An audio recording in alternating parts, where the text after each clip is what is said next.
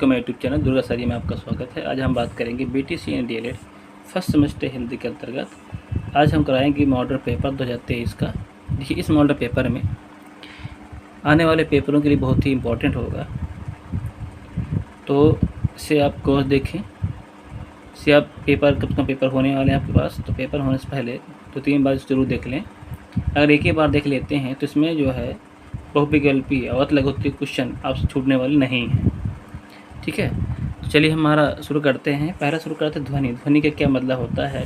ध्वनि साइंस में होता है, एक ध्वनि हिंदी में होता है। तो हिंदी बात समझेंगे, ध्वनि साइंस वाले देखेंगे। ठीक है, ध्वनि होता क्या है कि मनुष्य के जो भाव विचार होते हैं और अनुभव होते हैं, जब वो आपस में आदान प्रदान करते हैं तो उनको आदान प्रदान करने की क्रिया को हम कहते हैं भाषा। ठीक है, भाषा की सबसे छोटी इकाई को ध्वनि कहते हैं। जब पहला चीज़ भाषा हो गई, भाषा के बाद ध्वनि आती है, जिसके टुकड़े नहीं किए जा सकते हैं। ध्वनि के बिना भाषा की कल्पना करना सर्वथा असंभव है। ध्वनि भाषा का मूलाधार होता है। मानव जिसके द्वारा बोलता है या वायु मुखरविवर में होता है, मुख द्वार से निकलकर वाणिंद्रियों के द्वारा कुछ वाणी प्रकट करता है, उसे ध्वनि कहा जाता है। दो शब्द में कह सकते हैं कि हमारे मुख के अवयव से घर्षण करती हुई जो वायु प्राण निकलती है बाहर, वही आवाज़ ध्वनि कहलाती है, उसे हम ध्वनि कहते हैं। ध्वनि को लिखित रूप में वर्ण कहा जाता है और वर्ण को हम ध्वनि चिन्ह भी कहा जाता है। ठीक है, ये हो गए ध्वनि भाषा और भाषा संबंधित ध्वनि हो गई, ध्वनि संबंधी वर्ण की परिभाषा हो गई है। ठीक है, जिसके आगे हम बढ़ते हैं थोड़ा सा। देखिए, भाषा जो है संस्कृत के भाष शब्द से लिया गया है। अगर भाषा के बारे में बात तो आप भाषा से लिख सकते हैं। पहले लिखिए कि भाषा संस्कृत भाषा का भाष शब्द से लिया गया है। भाष का अर्थ होता है बोलना। भाषा की सार्थक इकाई क्या होती है? वाक्य। ठीक है, इसका अर्थ लिखना है। बाकी इससे जोड़ा मैंने परिभाषा भी बता दिया है, इसको आपको नहीं करना है। ठीक है, चलिए अगर देखते हैं। ये पहली परिभाषा होती है वर्ण की। वर्ण उस मूल ध्वनि को कहते हैं जिसका खंडन न हो सके। ठीक है, ये परिभाषा होती है वर्ण की। जैसे आ ई व चा, इससे खंडन नहीं कर सकते, यह एक वर्ण कहलाते हैं। जैसे पानी शब्द की जो दो ध्वनियाँ हैं, एक पा है और एक नी है। इसे पेपर में आता है कि वर्ड की परिभाषा होता है, तो उसके एग्जाम्पल पे लिखिए। तो पहले पानी लिखिए, पानी। पानी दो वर्ड है इसमें, पा और नी। पा को बनाया गया पा और बड़ा आ से, और नी किया गया है ना और बड़ी ई से। इनके 4 ध्वनियों को हमने अलग किया है, और ये 4 ध्वनियाँ निकली हैं उसके हम टुकड़े नहीं कर सकते हैं। यही मूल ध्वनि आपकी क्या कहलाती है? वर्ण या अक्षर कहलाता है। ठीक है, वर्ण को अक्षर बोला जाता है। यहाँ कह सकते हैं कि भाषा की सबसे छोटी इकाई ध्वनि कहलाती है, और इस ध्वनि को हम वर्ण कहते हैं। ठीक है, अब देखिए वर्ण के बाद आता है हमारा वर्णमाला। वर्णों के व्यवस्थित समूह को हम वर्णमाला कहते हैं। एग्जाम पेपर में इसके पहले आ चुका है ये। चलिए अब पढ़ते हिंदी वर्णमाला। तो हिंदी वर्णमाला क्या है कि देखिए, हिंदी वर्णमाला उच्चारण के आधार पर 45 होते हैं और लेखन के आधार पर 52 होते हैं। तो लगता है पेपर में 52 ही मानिए। ठीक है, तो लेखन के आधार पर हम 52 लिखते हैं। 13 स्वर होते हैं उसमें, 35 व्यंजन होते हैं और 4 आपके संयुक्त व्यंजन होते हैं। ठीक है, 52। अगर पेपर में आता है कि वर्णमाला कितने होते हैं, 52 आप लिखिएगा। तो देखिए स्वर कौन कौन से होते हैं। देखिए 13 स्वर में ये स्वर होते हैं छोटा बड़ा, छोटी बड़ी, छोटा बड़ा, री ए आय ओ आओ अंग आहा। तो टोटल होते हैं 13, लेकिन 10 हो गए और 3 ये 1 2 3 री को अलग करने से बन के 13। तो कुल मिला के 13 देखना है, 13 स्वर होते हैं। लेकिन ये आपका है शब्दिक रूप में जब 52 गिन जाएगा टोटल, लेकिन 11 ही माने जाते हैं, क्योंकि अंग अवहार न तो स्वर होते हैं न तो व्यंजन होते हैं, इसलिए हम इसको अलग कर लेते हैं। तो कुल मिला के हमारे 11 स्वर होते हैं। हम आगे बताएंगे आपको। हमने यहाँ पर स्वर लिया है। स्वर की परिभाषा क्या होती है? स्वतंत्र रूप से बोले जाने वाले वर्ड को स्वर कहते हैं। यहाँ पर मिस्टेक कर दिए, बोले जाने वाले लिख लीजिए। स्वतंत्र रूप से बोले जाने वाले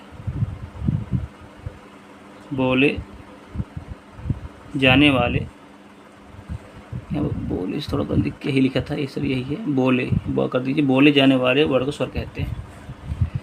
स्वर उन वर्णों को कहते हैं। इस दूसरी परिभाषा है कि पहली भाषा ये होगी, दूसरी भाषा ये नोट कर लीजिए। जो भी आपको अच्छा लगे वो नोट कर लीजिए। जिसके उच्चारण बिना अवरोध के होता है, इसके उच्चारण में किसी दूसरे वर्ण की सहायता नहीं लेनी पड़ती, ये स्वतंत्र होते हैं। ठीक है, तो ये परिभाषा 2 होती हैं। अगर देखिए शॉर्ट आता है, लघुत्तरी में आता है, तो 1 नंबर लिख कर काम चला सकते हैं। लेकिन जब लघुत्तरी होता है तो कुछ हम थोड़ा बड़ा करने की कोशिश करते हैं कि थोड़ा लॉन्ग लिखें, तो जैमो को लगे कि हमने अच्छा कुछ लिखा है, तो आप ऐसे बना कर लिख सकते हैं। ठीक है, तो हिंदी में स्वर वर्णों की संख्या 11 होती है।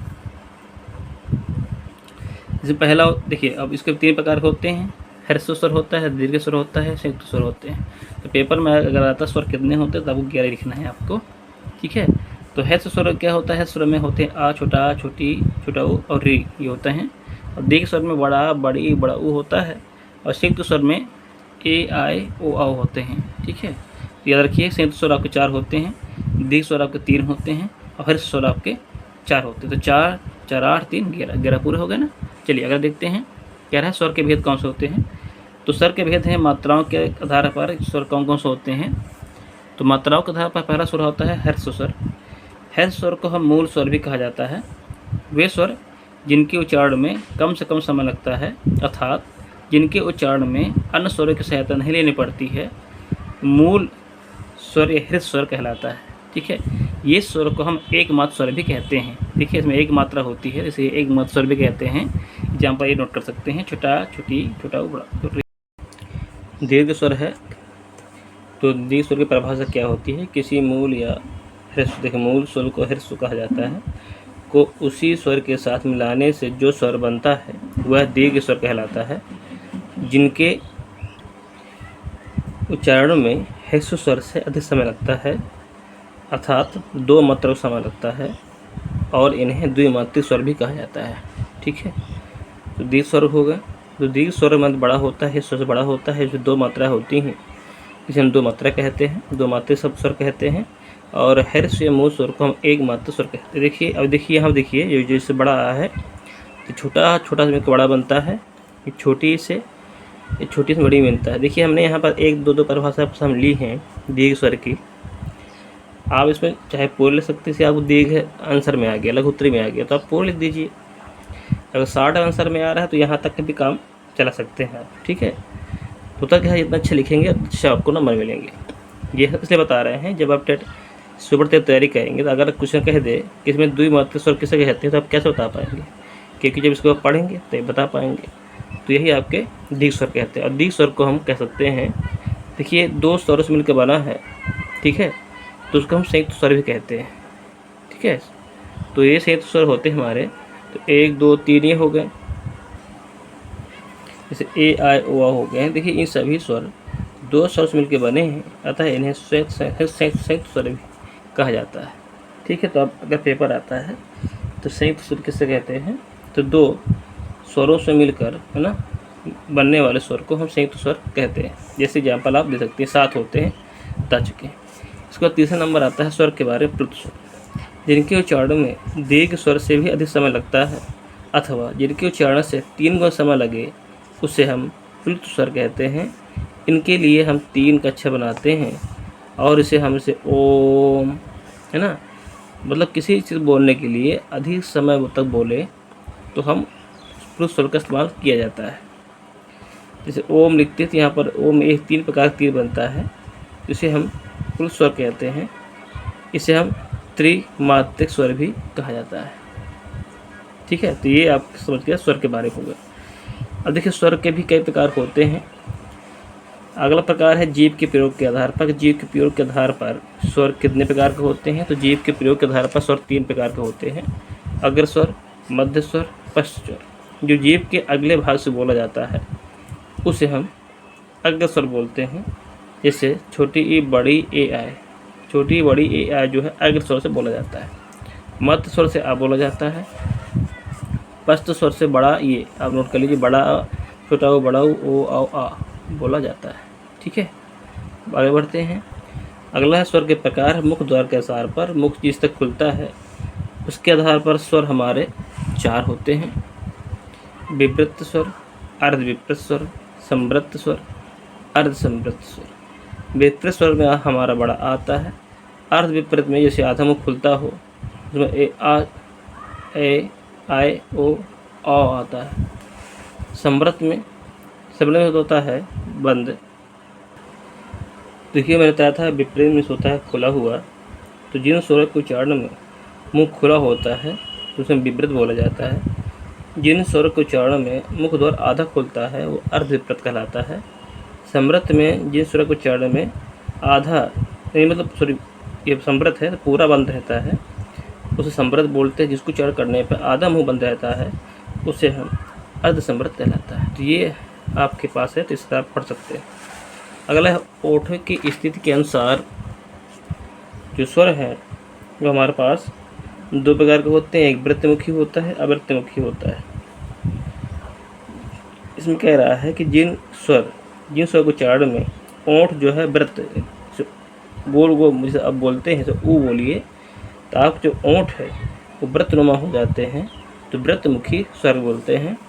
अवृत्त में जिसको उच्चारण करने पर ओठ गोलाकार नहीं होते हैं वो अवृत्तिमुखी कहते हैं।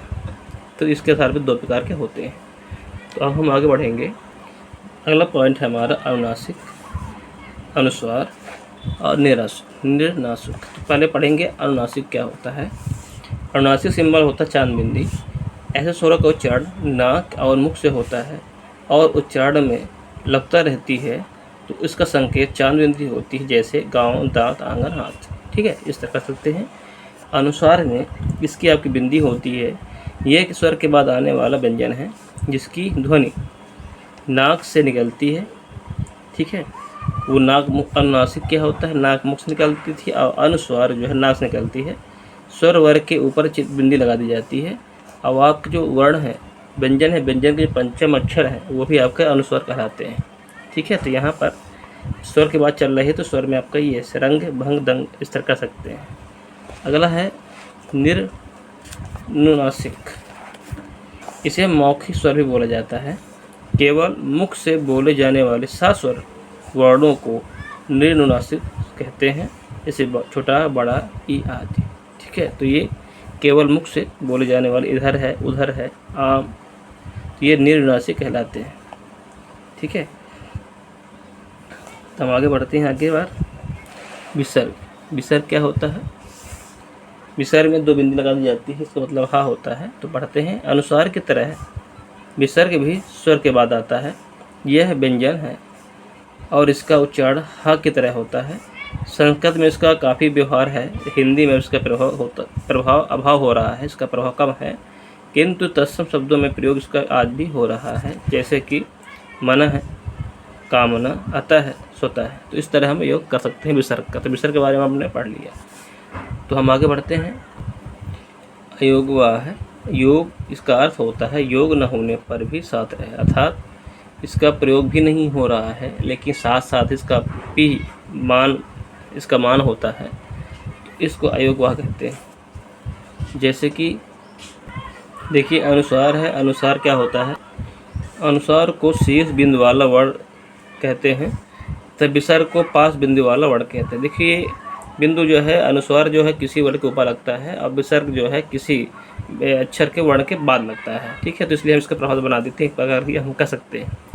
परंपरा के अनुसार अनुस्वार और विसर्ग को स्वरों के साथ रखा जाता है, किंतु ये स्वर ध्वनियाँ नहीं हैं क्योंकि इनका उच्चारण व्यंजनों के उच्चारण की तरह है, स्वर की सहायता से होता है।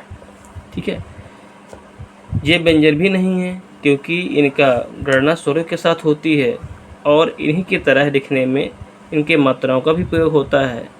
तो हमें दूसरे शब्दों में कह सकते हैं कि अनुस्वार विसर्ग लेखन के दृष्टि से स्वर होता है और उच्चारण के दृष्टि व्यंजन होता है, अर्थात योग न होने पर भी साथ रहते हैं, इसलिए इन दोनों ध्वनियों को अयोगवाह कहा जाता है।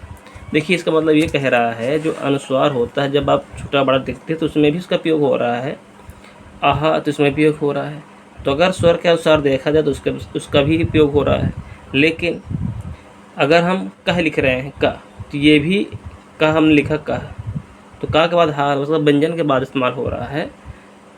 अब इसमें हम का को बिंदी लगा दें तो अनुसार विसर्ग दोनों तो स्वर के श्रेणी में रखा गया है, लेकिन इसका प्रयोग हिंदी की तरह भी हो रहा है और स्वर की तरह भी हो रहा है, अर्थात इनका प्रयोग न होने पर भी, इनका प्रयोग उचित न होने पर भी न स्वर में हो रहा है न व्यंजन में हो रहा है, लेकिन साथ साथ इसकी महत्व है, तो इसलिए इसको कहते हैं अयोग वाह। ठीक है, मतलब योग न होने पर वो साथ साथ रहते हैं, इसलिए हम दोनों ध्वनियों को अयोग वाह कहा जाता है। ठीक है, तो इस तरह आसानी लिख सकते हैं। तो इसे आप नोट कर लीजिए, नोट्स बना सकते हैं। जो हम क्वेश्चन आपके लिए लेकर आए हैं वो आगे वाले भविष्य के लिए भी है, क्योंकि आपको एक ही वीडियो देखना है। एक वीडियो हमने पूरा सिलेबस को कवर कर लिया है। ठीक है, तो हम आगे बढ़ते हैं। अब हम पढ़ते हैं, टॉपिक है स्वर पढ़ चुके हैं हम, व्यंजन पढ़ते हैं। इसको बनाने में काफ़ी समय लग चुका है, तभी बहुत दिनों बाद अब वीडियो आपके पास आ रहा है। स्वर की सहायता से बोले जाने वाले वर्ण को व्यंजन कहते हैं। प्रत्येक व्यंजन के उच्चारण में आ की ध्वनि छिपी रहती है। आ के बिना व्यंजन का उच्चारण संभव नहीं है। जैसे आप का लिखते हैं तो का जो होता है आधा का और आ से मिलकर बना होता है, यही आपको व्यंजन होता है। अब दो शब्द हम कह सकते हैं, व्यंजन व ध्वनि है जिनके उच्चारण में भीतर से आती वायु में कहीं न किसी रूप से बाधित होती है। व्यंजन वर्ण स्वर पर आश्रित होता है। ठीक, जैसे आप का बोलते हैं तो कहीं न कहीं रुक कर आवाज़ आती है, क ख, तो ये बाधित हो रही है ना, बीच में रुक रही है। तो इस तरह हम परिभाषा दे सकते हैं। देखिए लघु उत्तर के लिए है 60 अगर आता है एक नंबर में तो हम इतने भी काम चला सकते हैं, कोई दिक्कत बात नहीं। लेकिन जब लघु उत्तर आता है तो आपको कुछ क्वेश्चन स्पेल की जरूरत पड़ती है। ये नहीं कि आप 2 नंबर में है अपने एक रंग लिख चले आए, ऐसे नहीं नंबर मिलने आपको। जिस तरह आप जितना हम लिखेंगे नंबर उतना ही मिलेगा आपको। चलिए आगे बढ़ते हैं कि हिंदी में व्यंजनों की संख्या 33 होती है। द्विगुण व्यंजन ढ को जोड़ने पर इनकी संख्या 35 हो जाती है। ठीक है, और जो बनता था वर्ड जो है टोटल जो है 52 होते हैं, याद रखना है। अगला देखते हैं वर्गों का जो व्यंजन है, व्यंजनों का जो वर्गीकरण हमारा 3 प्रकार से होता है। एक स्पर्श व्यंजन होते हैं, एक अंतस्थ व्यंजन होते हैं, आपके उष्म व्यंजन होते हैं। ठीक है, तो चलिए स्पर्श व्यंजन पढ़ लेते हैं क्या होता है। स्पर्श व्यंजन जो होता है जिन व्यंजनों का उच्चारण करते समय हवा फेफड़ों से निकलते हुए मुंह के किसी स्थान विशेष कंठ को, ताल को, मूर्धा को, दंत को, ओष्ठ का स्पर्श करते हुए निकलता है, उन्हें हम स्पर्श व्यंजन कहते हैं। देखिए स्पर्श में छूना ही होता है, तो हमारे मुख में जो हमारे स्थान है कंठ, ताल, मूर्धा ये सब कुछ छू कर निकलती है, किसी छूती है, तो इसलिए हमने इसे स्पर्श व्यंजन भी कह दिए हैं। और स्पर्श व्यंजन दूसरा नाम आपका वर्गीय व्यंजन भी कहते हैं, ध्यान दीजिएगा। ठीक है, तो हम आगे बढ़ेंगे। तो हम देखिए वर्गीय क्यों कहा गया है, ये वर्गीय क्यों कहते हैं, क्योंकि ये अलग अलग वर्ग में विभाजित हो जाता है। तो बता रहे हैं आगे आपको, क्योंकि ये उच्चारण स्थान की अलग अलग एकता के लिए हुए वर्गों में विभक्त, मतलब अलग अलग जो है ना, अलग अलग इसको विभक्त कर देते हैं, इसलिए हम वर्गीय व्यंजन भी कहते हैं। तो इसके 5 वर्ग होते हैं। तो पहला का वर्ग, चा वर्ग, टा वर्ग, ता वर्ग, पा वर्ग। तो का वर्ग में ये वजन आते हैं, चा वर्ग में आता है, टा वर्ग में आता है, ता वर्ग में आता है, पा वर्ग में आता है। यही आपके स्पर्श व्यंजन है। तो का वर्ग कंठ, आपको देखिए इसको याद करने का तरीका ये है कि आप लाइन से याद करें, इस तरह याद करें, इस तरह कंठ, ताल, मूर्धा, दंत, ओष्ठ। तो लाइन से का, चा, टा, ता, पा, इस तरह याद कर लीजिए लाइन से, तो आसानी से याद हो जाएगा। ठीक है, तो इस तरह कुछ ना पूछ लेता है कभी कभी कि जो या है जो किस वर्ग में आता है, तो आपको चा वर्ग में आता है, और जो उच्चारण स्थान इसका है वो तालुक में आता है। तो इस तरह पेपर में पूछा जाता है। उसको एक बार तरीके देख लीजिए, नोट कर लीजिए, पढ़ लीजिए, इन्हीं से बहुविकल्पी बनेंगे, इससे बाहर जाने वाला नहीं है। तो स्पर्श व्यंजन संख्या 25 होती है, लेकिन उत्क्षिप्त व्यंजन अगर पेपर में पूछ ले कि उत्क्षिप्त व्यंजन कौन कौन से होते हैं, तो आपको डाढ़ बता देना है। तो जब डाढ़ा शामिल कर लेते हैं 27 आपके स्पर्श व्यंजन हो जाते हैं। अगला है अंतस्थ व्यंजन। अंतस्थ व्यंजन नाम ही जिसका नाम है, अंतस्थ अंदर से बोला जाने वाला। देखिए या, रा, ला, वा, ये 4 वर्ण हैं। इनका उच्चारण जीभ, ताल, दांत, ओंठों के परस्पर सटने से होता है, किंतु कभी भी पूर्ण स्पर्श नहीं होता है। अतः ये चारों अंतस्थ व्यंजन या अर्धस्वर व्यंजन कहते हैं। देखिए अंतस्थ व्यंजन को अर्धस्वर व्यंजन भी कहा जाता है, ध्यान दीजिएगा। ठीक है, देखिए हमने इसको अलग अलग कर लिया है। ठीक है, तो अगर या, रा, ला पूछे तो या, रा, ला आपका अंतस्थ व्यंजन कहलाता है। इसके यहाँ तक परिभाषा हो गई, इसको थोड़ा सा मत याद करिएगा, क्योंकि इसको आप कन्फ्यूज हो जाएंगे, कन्फ्यूजन इसलिए हो जाएंगे। तो देखिए अगर ये पूछे यार आप पूरा पूछ रहा है, तो आप अगर पूछे कौन से व्यंजन, तो अगर उसमें अर्धस्वर व्यंजन आता है तो उसमें टिक लगा सकते हैं।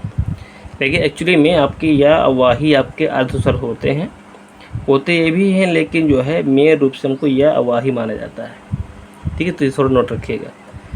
या, रा, ला, वा ये आपके 4 वर्ण हैं। अब देखिए या जो है उसका वर्ण है ताल से, जो वर्ग बोला है ताल है, रा का मूर्धा है और मूर्धा बोल सकते हैं, ला का दंत है और वा का दंतोष्ठ। ये पेपर बहुत आता है। वा का उच्चारण स्थान क्या है? ये आपका दंतोष्ठ है। दांत और ओष्ठ से मिलकर बना होता है वा। ठीक है, उच्चारण स्थान इसका ताल है, वह चीज़ें हैं। ताल उच्चारण स्थान इसका तालु है, ये मूर्धा है, मसूड़ा बोलते हैं, दंत बोल सकते हैं, दंत वही चीज़ें हैं। और इनके ओठ या दंतोष्ठ हो सकते हैं। तो इसका कोई मतलब नहीं है, मतलब करिए। तो ये भी याद करना है आपको कि किस वर्ग में आता है। ठीक है, तो मैं आगे बताऊँगा उच्चारण स्थान के बारे में, तो समझ में आ जाएगा। देखिए, रा जो होता है लुंठित वर्ग होता है, ला आपका पार्श्विक होता है। तो मैंने जो बताया उतना याद करना है आपको बस। ध्यान दीजिएगा, जो या रा ला वो होता है, ये अल्प प्राण में आता है, सघोष होते हैं और अल्प प्राण में आते हैं। या रा ला व सघोष और अल्प प्राण। ठीक है, नोट रखिएगा इसको। तो हम आगे बढ़ेंगे। अब अगला पॉइंट है ऊष् में संघर्षी व्यंजन। ठीक है, तो ऊष्म व्यंजन जिन व्यंजनों का उच्चारण करते समय वायु मुख में किसी विशेष स्थान पर घर्षण रगड़ होता है, रगड़ खाता है, या रगड़ करके निकलती है हवा, तो उसको हम, और ऊष्मा पैदा करती है, गर्माहट पैदा करती है, उसको हम ऊष्म व्यंजन कहते हैं। इसकी परिभाषा हो गई। इसको भी हम अलग अलग पाठ करेंगे। सा हा। ठीक है, ये तालव्य है, सा तालव्य है, मूर्धा है, दंतोष्ठ है, दंत आहा का कंठ है। ठीक है, मैं आपको एक टेबल बना दूंगा, सब क्लियर हो जाएगी। तो ये तो थोड़ा बड़ा है, देख लीजिए थोड़ा सा। उच्चारण स्थान ताल, मूर्धा और दंत मूल या कंठस्थ। ठीक है, तो ये आपको याद करनी है। बाकी बता रहा हूँ आगे चल के, उच्चारण स्थान के टेबल दे दूंगा आपको, उस पूरी बात क्लियर हो जाएगी। अब देखिए, ध्यान दीजिएगा, जो सा इतने सा होते हैं ये आपके महाप्राण होते हैं। यहाँ देखिए, सा हा, ये आपको सभी पूरे देखिए, ये वर्ड जो है उस व्यंजन जो है ये महाप्राण होते हैं। अंतस्थ जो होते हैं वो आपके अल्प। ठीक है, तो अंतस्थ अल्प प्राण हो गए और ये उस में है महाप्राण हो गए। और वो होते हैं सघोष और ये होते हैं आघोष। सा जो तीन हैं, तीन वर्ण हैं, ये आपके अघोष होते हैं। और हा आपका होता है सघोष। ये नोट करिएगा, मेन पॉइंट है हा किस प्रकार का है ये, तो आपको सघोष बोलाना है और महाप्राण में आता है, ध्यान दीजिएगा। ठीक है, चलिए अब आता है संयुक्त व्यंजन। पहले संयुक्त स्वर पढ़ चुके थे, अब संयुक्त व्यंजन पढ़िए। दो व्यंजनों के मेल से बने व्यंजन को संयुक्त व्यंजन कहते हैं। संयुक्त व्यंजन आपके चार प्रकार के होते हैं। स त्र ग स्र, छछत्रे तत्सुल गण स्र, ये आपके दिए हैं। जैसे आपको छछत्रे बनना है, छत्रे को अक्षर पढ़ते हैं तो का आधा का सा से मिलकर बना होता है, तरतसुल आधा ता रा से मिलकर बना होता है, और ज्ञा जो है आधा जा और इ से मिलकर बना होता है, और स्रा होता है सलजा वालसा और रा से मिलकर बना होता है। ध्यान दीजिएगा। ठीक है, पहले वाले अच्छे में हलन जरूर लगा रहता है, ये पहले वाले में हलन जरूर लगा रहता है, ध्यान दीजिएगा। ठीक है, तो आगे हम आगे बढ़ेंगे। अगला है उत्क्षिप्त व्यंजन। उत्क्षिप्त व्यंजन को हम द्विगुण व्यंजन भी कहते हैं, जिनके उच्चारण में जीव पहले उठकर मूर्धा का स्पर्श करे, फिर झटके साथ नीचे आए। ठीक है, जीव पहले ऊपर उठता है, मूर्धा का स्पर्श करेगा, फिर झटके से नीचे आ जाता है, तो हम द्विगुण व्यंजन कहते हैं। आप एक बार बोल के देखिए, ओढ़ो ओढ़ो ओढ़ो ओढ़ो। ठीक है, तो देखिए समझ में आ रहा है। तो ये आपका ढाढ़ा सघोष होते हैं, अड्डा आपका अल्प प्राण होता है, अड्ढा आपका महाप्राण होता है। ये चीज़ें ध्यान रखिएगा। लुंठित वर्ण क्या होता है? लुंठित वर्ण को रा बोलते हैं, अब पाश्चिक वर्ण को रा बोलते हैं। पाश्चिक ला होता है, लुंठित रा होता है। जिनके उच्चारण में जीव तालु से लुढ़क कर स्पर्श करे उसे हम लुंठित बोलते हैं। और पार्श्व में जिसके उच्चारण में हवा जीव के पार से बगल से निकले उसे हम ला बोलते हैं या पार्श्विक व्यंजन बोलते हैं। तो ये हो गया छोटी छोटी परिभाषा है। ठीक है, तो ये आपको ये अक्षर याद करने हैं, इसमें कौन सा अक्षर ये है, इसकी परिभाषा नहीं पूछेगा, कि ध्यान दीजिएगा। तो बस आपको जानकारी रखना है कि उचित में कौन कौन सा आते हैं, लुंठित में कौन कौन आता है और पार्श्विक में कौन कौन आता है, ध्यान रखिएगा। तो लुंठित में डाढ़ आता है।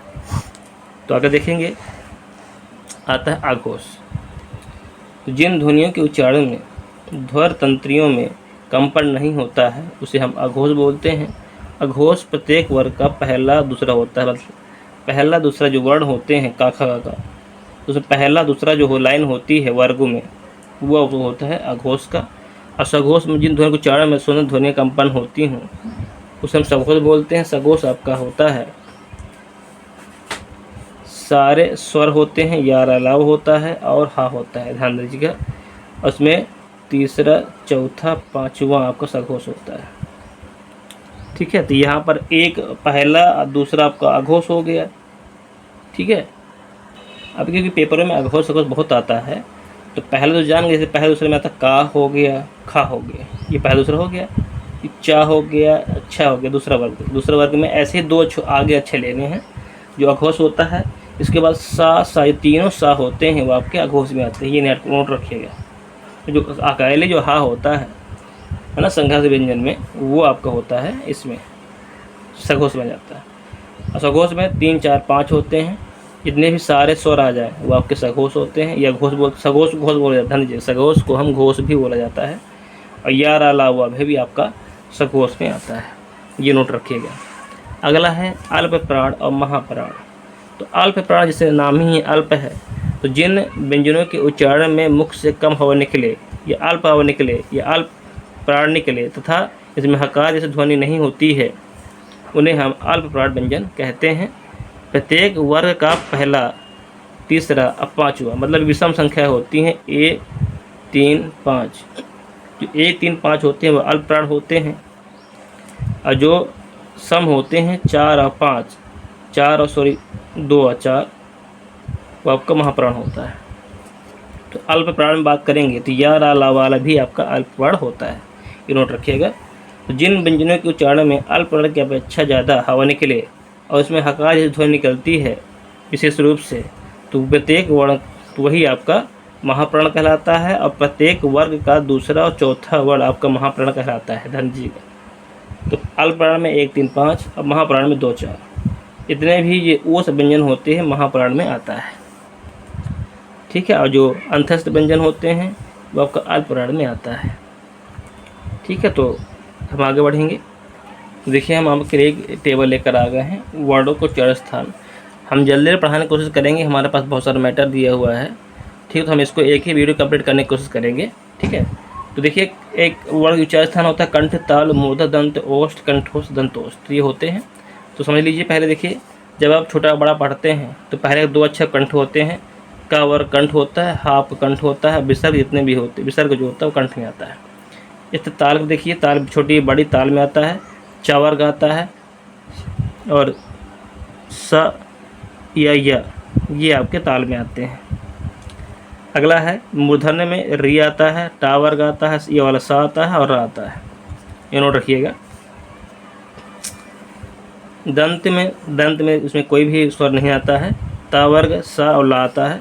ओष्ठ में छोटा बड़ा हुआ आता है, पा वर्ग आता है। कंठ में ओ आ आता है, कंठोष्ठ में ओ आ होता है, और दंतोष्ठ में वो आता है। ये बहुत चीज़ याद रखिएगा। देखिए इसको तरीके याद करने की क्या है, जैसे आप या रा ला वो बोलते हैं, तो या रा ला तो दंत तालब्य मूर्ध दंत याद रखना है आपको, तालब्य मूर्ध दंत या रा ला याद हो जाएगा, और वह हमेशा दंतोष्ठ होते हैं, याद रखिएगा इसको। ऐसे सा, ठीक है। अब ये होता है ये देखिए अब यहाँ शुरू हो रहा है, तो ताल मूर्ध दंत, तो सा यहाँ हो गया, उसके बाद कंठ आपका उल्टा हो जाता है। तो ये 3 आप आसानी से याद कर सकते हैं। जो इष्ट होता है ना, तो उसको आप याद करने की कोशिश किया करिए। जैसे यहाँ पर ओ लाइन से नहीं था, इसे याद कर लीजिए, और हाँ यहाँ पर लाइन से नहीं, इसे याद कर लीजिए बस। तो इस तरह टेबल नोट करिएगा और उसे याद कर लीजिएगा, ठीक है। तो हम आगे बढ़ेंगे। अब स्वर व्यंजन पढ़ चुके हैं, अब पढ़ेंगे देवनागरी लिपि। तो उच्चारण ध्वनि संकेतों की सहायता से भावों या विचारों की अभिव्यक्ति भाषा कहलाती है, ठीक है। जो हम अपने भाषाओं को व्यक्त करते हैं, जो हमारे मन में होता है, अपने भावों से मानवदशा द्वारा जो हम दूसरे सामने रखते हैं, वही आपकी भाषा कहलाती है। जबकि लिखित वर्ण संकेतों की सहायता से भाव या विचारों की अभिव्यक्ति को लिपि कहा जाता है। भाषा के लिखित रूप को हम लिपि कहते हैं। ध्यान दीजिएगा, भाषा श्रव्य होती है और लिपि आपकी दृश्य होती है, ये नोट रखिएगा। हिंदी की लिपि देवनागरी लिपि कहलाती है। इसका विकास ब्राह्मी लिपि से हुआ है। वर्तमान रूपी ब्राह्मी का विकास, जो वर्तमान रूप है ब्राह्मी का विकसित रूप है। समय समय पर देवनागरी लिपि में नई नई ध्वनियाँ और उनके नए नए चिन्ह बना लिए गए हैं। यही कारण है कि आज हमारी वर्णमाला लिपि संसार की सबसे विकसित वर्णमाला या लिपि मानी जाती है। अब आगे पढ़ेंगे। संस्कृत जो है हिंदी, मराठी और नेपाली भाषाएं इसी लिपि में लिखी जाती हैं। ध्यान दीजिएगा, अगर पेपर में आता है कह दे कि कौन सी लिपि देवनागरी लिपि नहीं है तो ध्यान दीजिएगा, संस्कृत, हिंदी, मराठी, नेपाली फिर देवनागरी लिखी जाती हैं। और गुरुमुखी, मुंडा, कैथी आदि लिपियाँ भी देवनागरी लिपि से विकसित हुई हैं। ये अब होने लगी हैं, पहले मेन संस्कृत, हिंदी, मराठी, नेपाली है। ठीक है, ध्यान दीजिएगा। देवनागरी लिपि को लोक नागरिक या तथा हिंदी लिपि भी कहा जाता है। ध्यान दीजिएगा, लोक नागरिक या हिंदी लिपि भी कहा जाता है। अब थोड़ा सा देवनागरी लिपि के थोड़ा सा गुण पढ़ लेते हैं, इसमें क्या अच्छाइयाँ हैं। अच्छाइयाँ क्या है कि एक ध्वनि के लिए एक ही वर्ण संकेत है। ठीक है, इसका है चाहे अलग अलग ध्वनि के लिए। ठीक है, मूक वर्ण नहीं है, मतलब सिर्फ शांत वर्ण नहीं, सभी को हम बोल सकते हैं। ये दूसरी विशेषता हो गई। गुण को हम विशेषता भी कह सकते हैं। ध्यान दीजिएगा, अगर पेपर आए तो यही लिख देना है आपको, जो बोला जाता है वही लिखा जाता है। करेक्ट है बिल्कुल। जो ध्वनि का नाम है वही वर्ण का भी नाम है। ठीक है, इसका संस्कृत, हिंदी, मराठी, नेपाली में भी प्रयोग होता है। एक वर्ण संकेत से अनिवार्यतः एक ही ध्वनि व्यक्त करते हैं। तो ये इसके गुण होते हैं। ठीक है, गुण हो गए। तो हम आगे बढ़ेंगे। अगला हमारा पॉइंट है देवनागरी लिपि। देवनागरी लिपि के दोष क्या होते हैं। गुण आपने पढ़ ली, विशेषताएं पढ़ ली, अब इसकी थोड़ा सा कमियाँ पढ़ लीजिए, दोष या कमी है। ठीक है, तो कुल मिला के 403 टाइप होने के कारण टंकण मुद्रा में कठिनाई होती है, क्योंकि इसके लिपि इतनी ज़्यादा हो गई हैं, वर्ड ज़्यादा हो गए हैं, टंकण है उसमें भी काफ़ी कठिनाई होती है। श्रीरेखा का प्रयोग अनावश्यक अलंकार के लिए कह रहा है। श्रीरेखा जो होती है उसमें अनावश्यक होती है, इसमें कोई महत्व नहीं है। अनावश्यक वर्ड जैसे री, छोटी री, बड़ी री, रिली, सा, आज इनको शुद्ध उच्चारण के साथ उच्चारित नहीं कर पाते हैं। ये थोड़ा सा इसका इस्तेमाल भी कब होता है और कई लोग उसको उच्चारण नहीं कर पाते, इसलिए ये भी अनावश्यक है। द्विरूप वर्ड जैसे दो रूप जैसे दिखने वाले हैं, जैसे छ, मतलब इसको भी दो तरह लिख सकते हैं। छा को भी ऐसे लिख सकते हैं, तरह लिख सकते हैं। छा को ऐसे लिख सकते हैं और झंडा ऐसे लिख सकते हैं, झंडा ऐसे लिख सकते हैं। तो ये कह रहे हैं कि दो जो वर्ड हैं दो रूपी होते हैं, तो ये लिखने में भी समस्या होती है, कौन कहाँ इस्तेमाल हो पाएगा, कन्फ्यूजन होता है। अगला है समरूपी वर्ड, समान रूप दिखने वाले से खा है, तो खा में देख रहे होंगे रा भी होता है, वा भी होता है, रा वा होता है। ठीक है, अब देखेंगे घा, तो घा आपको धर से लगेगा, माँ आपको भर से लगे, तो ये भी भ्रम पैदा हो जाता है। तो ये भी आपका लिपि की दोष है। वर्णों के संयुक्त करने की कोई निश्चित व्यवस्था नहीं है। वर्णों के संयुक्त रूपी में रा का प्रयोग को लेकर भय की स्थिति बनी रहती है। ठीक है, रा का प्रयोग कहाँ करना है, ये रा नीचे लगाना है कि ये रा लगाना है कि ऊपर लगाना है, तो इसकी भय की स्थिति उत्पन्न रहती है, कहाँ पर क्या लगेगा, कन्फ्यूजन रहता है। तो इसके दोष हो गए।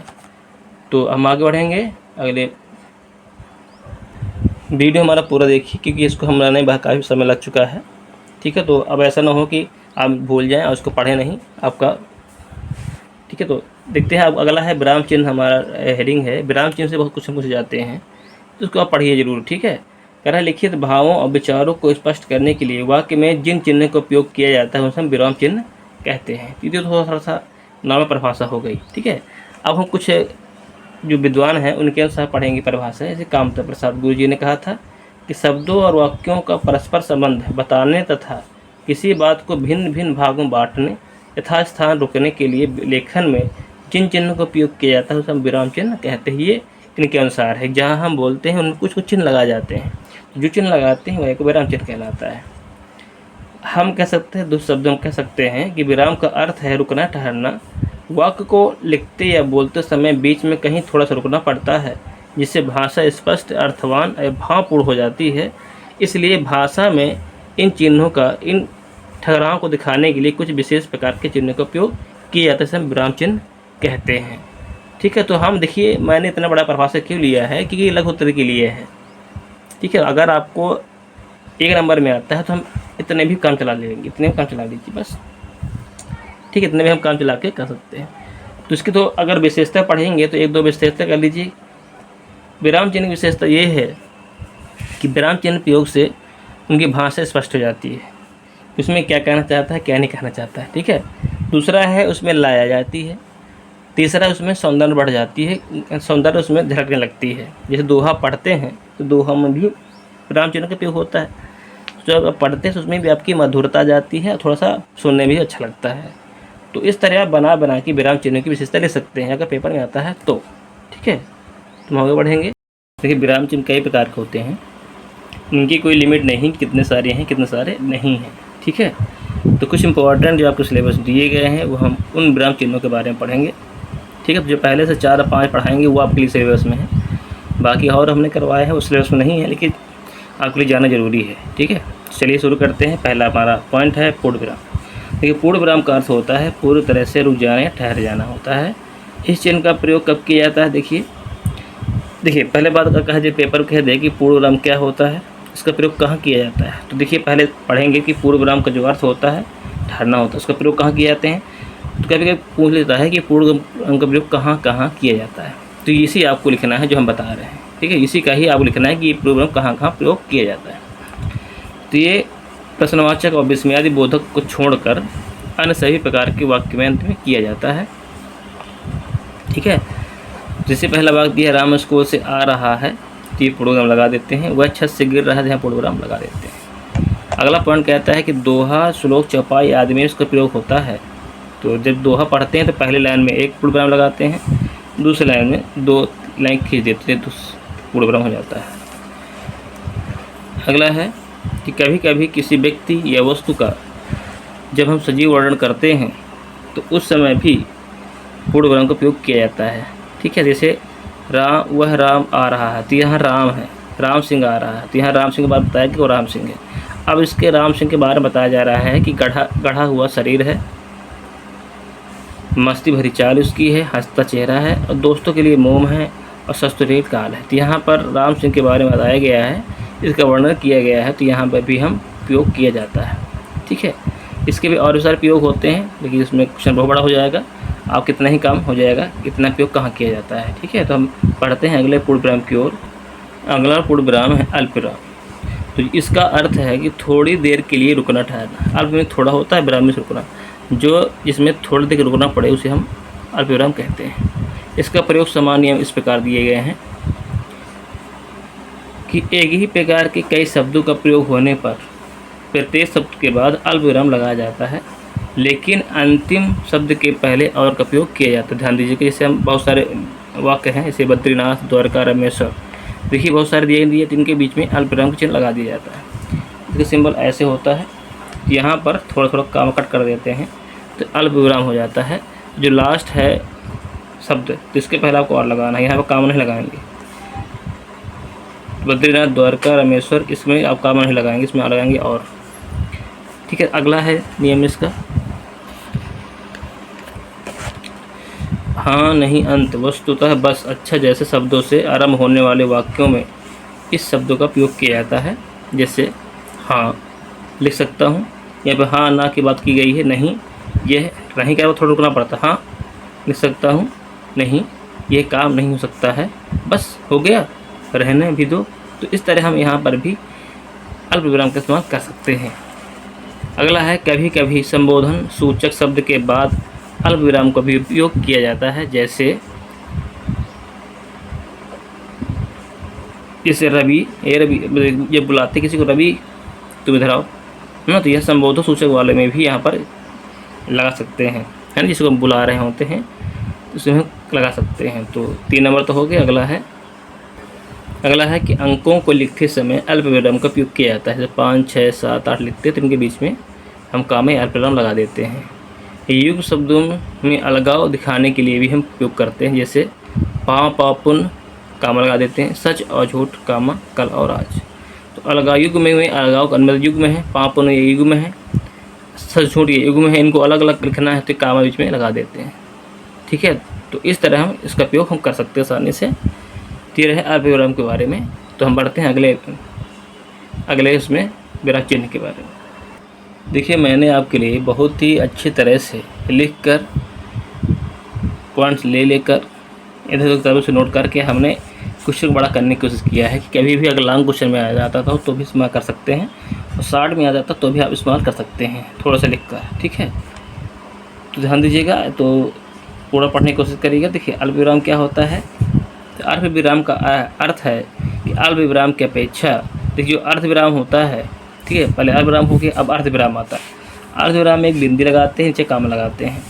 तो क्या होता है कि अर्ध विराम की अपेक्षा अधिक ठहरने के लिए इसका उपयोग किया जाता है। इसका प्रयोग अर्ध विराम या पूर्ण विराम की तुलना में कम होता है। इसको कह रहा है कि इसका इस्तेमाल हिंदी भाषा में बहुत ही कम होता है। ठीक है, तो इसका नगन के बराबर होता है बस। तो यहाँ पढ़ेंगे, थोड़ा बहुत पढ़ लेते हैं। कह रहा है कि 2 या 2 से अधिक उपाधियों के बीच अल्प विराम का उपयोग किया जाता है। जैसे MA है, B.Ed है, MA हैं, PhD लिखना है, तो इनको जब लिखने हैं तो इनके बीच में हम अल्पविराम का इस्तेमाल करते हैं। ठीक है। संयुक्त वाक्य के मुख्य या प्रधान उपवाक्य पर स्तर संबंधित नहीं रहता है तो उसे पृथक करने के लिए भी कहा जाता है। तो जो वाक्य बनाए जाते हैं ये दूसरा संबंध नहीं होता है, लेकिन संबंध बनाने के लिए इनको हम उपयोग करते हैं। जैसे दिया है कामा लगा के, आज हम जिसे मित्र समझते हैं, मित्र है कामा। अब देखिए यहाँ पर कामा लगाया है, कल वही हमारा शत्रु हो सकता है। तो यहाँ देखिए यहाँ से रिलेटेड संबंध यहाँ तक है, फिर यहाँ पर लगाया गया है अल्पविराम का, फिर रुक जाना होता है। फिर आज जिसे करते हैं कल उससे कर सकते हैं। तो इसमें कह रहा है कि देखिए पहले यहाँ तक वाक्य पूरा कंप्लीट हो रहा है, फिर इसके बाद यहाँ से अलग हो रहा है। तो इनको हम पृथक, इसको जो है जोड़ने के लिए हमने यहाँ पर अल्पविराम अर्धविराम का इस्तेमाल किया गया है। तो ये एक ही दो पॉइंट होते हैं जिसका उपयोग किया जाता है, क्योंकि इसका उपयोग कम होता है। ठीक है, तो इसका ज़्यादा लिखते नहीं, तो हम यहाँ ऐसे ही इसको लिखिए, इसको लिख दीजिए। तो हम इस तरह बना के हम एक दो पॉइंट से बना सकते हैं। ठीक है। तो अगला देखते हैं प्रश्नवाचक चिन्ह। प्रश्नवाचक चिन्ह जो होता है, प्रश्नवाचक चिन्ह का प्रयोग निम्न अवस्था में किया जाता है। पहली बात, प्रश्नवाचक चिन्हों का प्रयोग अंत में किया जाता है। ठीक है। जहाँ जैसे कोई प्रश्न पूछ रहा हो तो उसके अंत में हम प्रश्नवाचक चिन्ह उपयोग कर सकते हैं। दूसरा है जहाँ स्थिति निश्चित ना हो तो वहाँ भी हम प्रश्नवाचक चिन्ह इस्तेमाल करते हैं। जैसे आप शायद पटना के रहने वाले हैं, आप शायद पटना के रहने वाले, यहाँ घटना निश्चित नहीं है कि आप रहने वाले हैं या नहीं, तो उसके लास्ट में प्रश्नवाचक चिन्ह हम लगा देते हैं। ठीक है। तो ये हो गए दो पॉइंट। तो आगे बढ़ेंगे। इसका प्रयोग जब होता है, जब हम किसी चीज़ के बारे में व्यंग बोलते हैं, किसी की बुराई करते हैं, तो उसे हम व्यंग्योक्तियों में भी इसका उपयोग किया जाता है। जैसे भ्रष्टाचार इस युग का सबसे बड़ा शिष्टाचार है। तो यहाँ पर व्यंग के रूप में कहा गया है, भ्रष्टाचार को शिष्टाचार माना गया है, व्यंग कहा गया है, तो इसके लास्ट में हम प्रश्नवाचक चिन्ह का इस्तेमाल कर देते हैं। ठीक है। तो ये रहे 4 पॉइंट। अगला है विस्मयादि बोधक चिन्ह। तो विस्मयादि बोधक चिन्ह जो होता है वो एक डंडी या बिंदु इस्तेमाल किया जाता है। आप अगर एक पॉइंट बनाना चाहते हैं सभी में, तो आप लिख सकते हैं कि विस्मयादि बोधक चिन्ह का चिन्ह इस तरह का होता है। तो एक लाइन में बढ़ जाएगी अगर आप बड़ा करना है क्वेश्चन को। ठीक है, आंसर को बड़ा करना है तो इस तरह पॉइंट जोड़ के बड़ा कर सकते हैं। तो विस्मयादि बोधक चिन्ह का प्रयोग हर्ष, विषाद, घृणा, अनिश्चय, करुणा, भय आदि का बोध कराने के लिए विस्मयादि बोधक चिन्ह का उपयोग किया जाता है। जैसे उसे कितना दुख हो रहा है, हाय बेचारा व्यर्थ में मारा गया, तो आह और हाय यह इस्तेमाल किया गया है।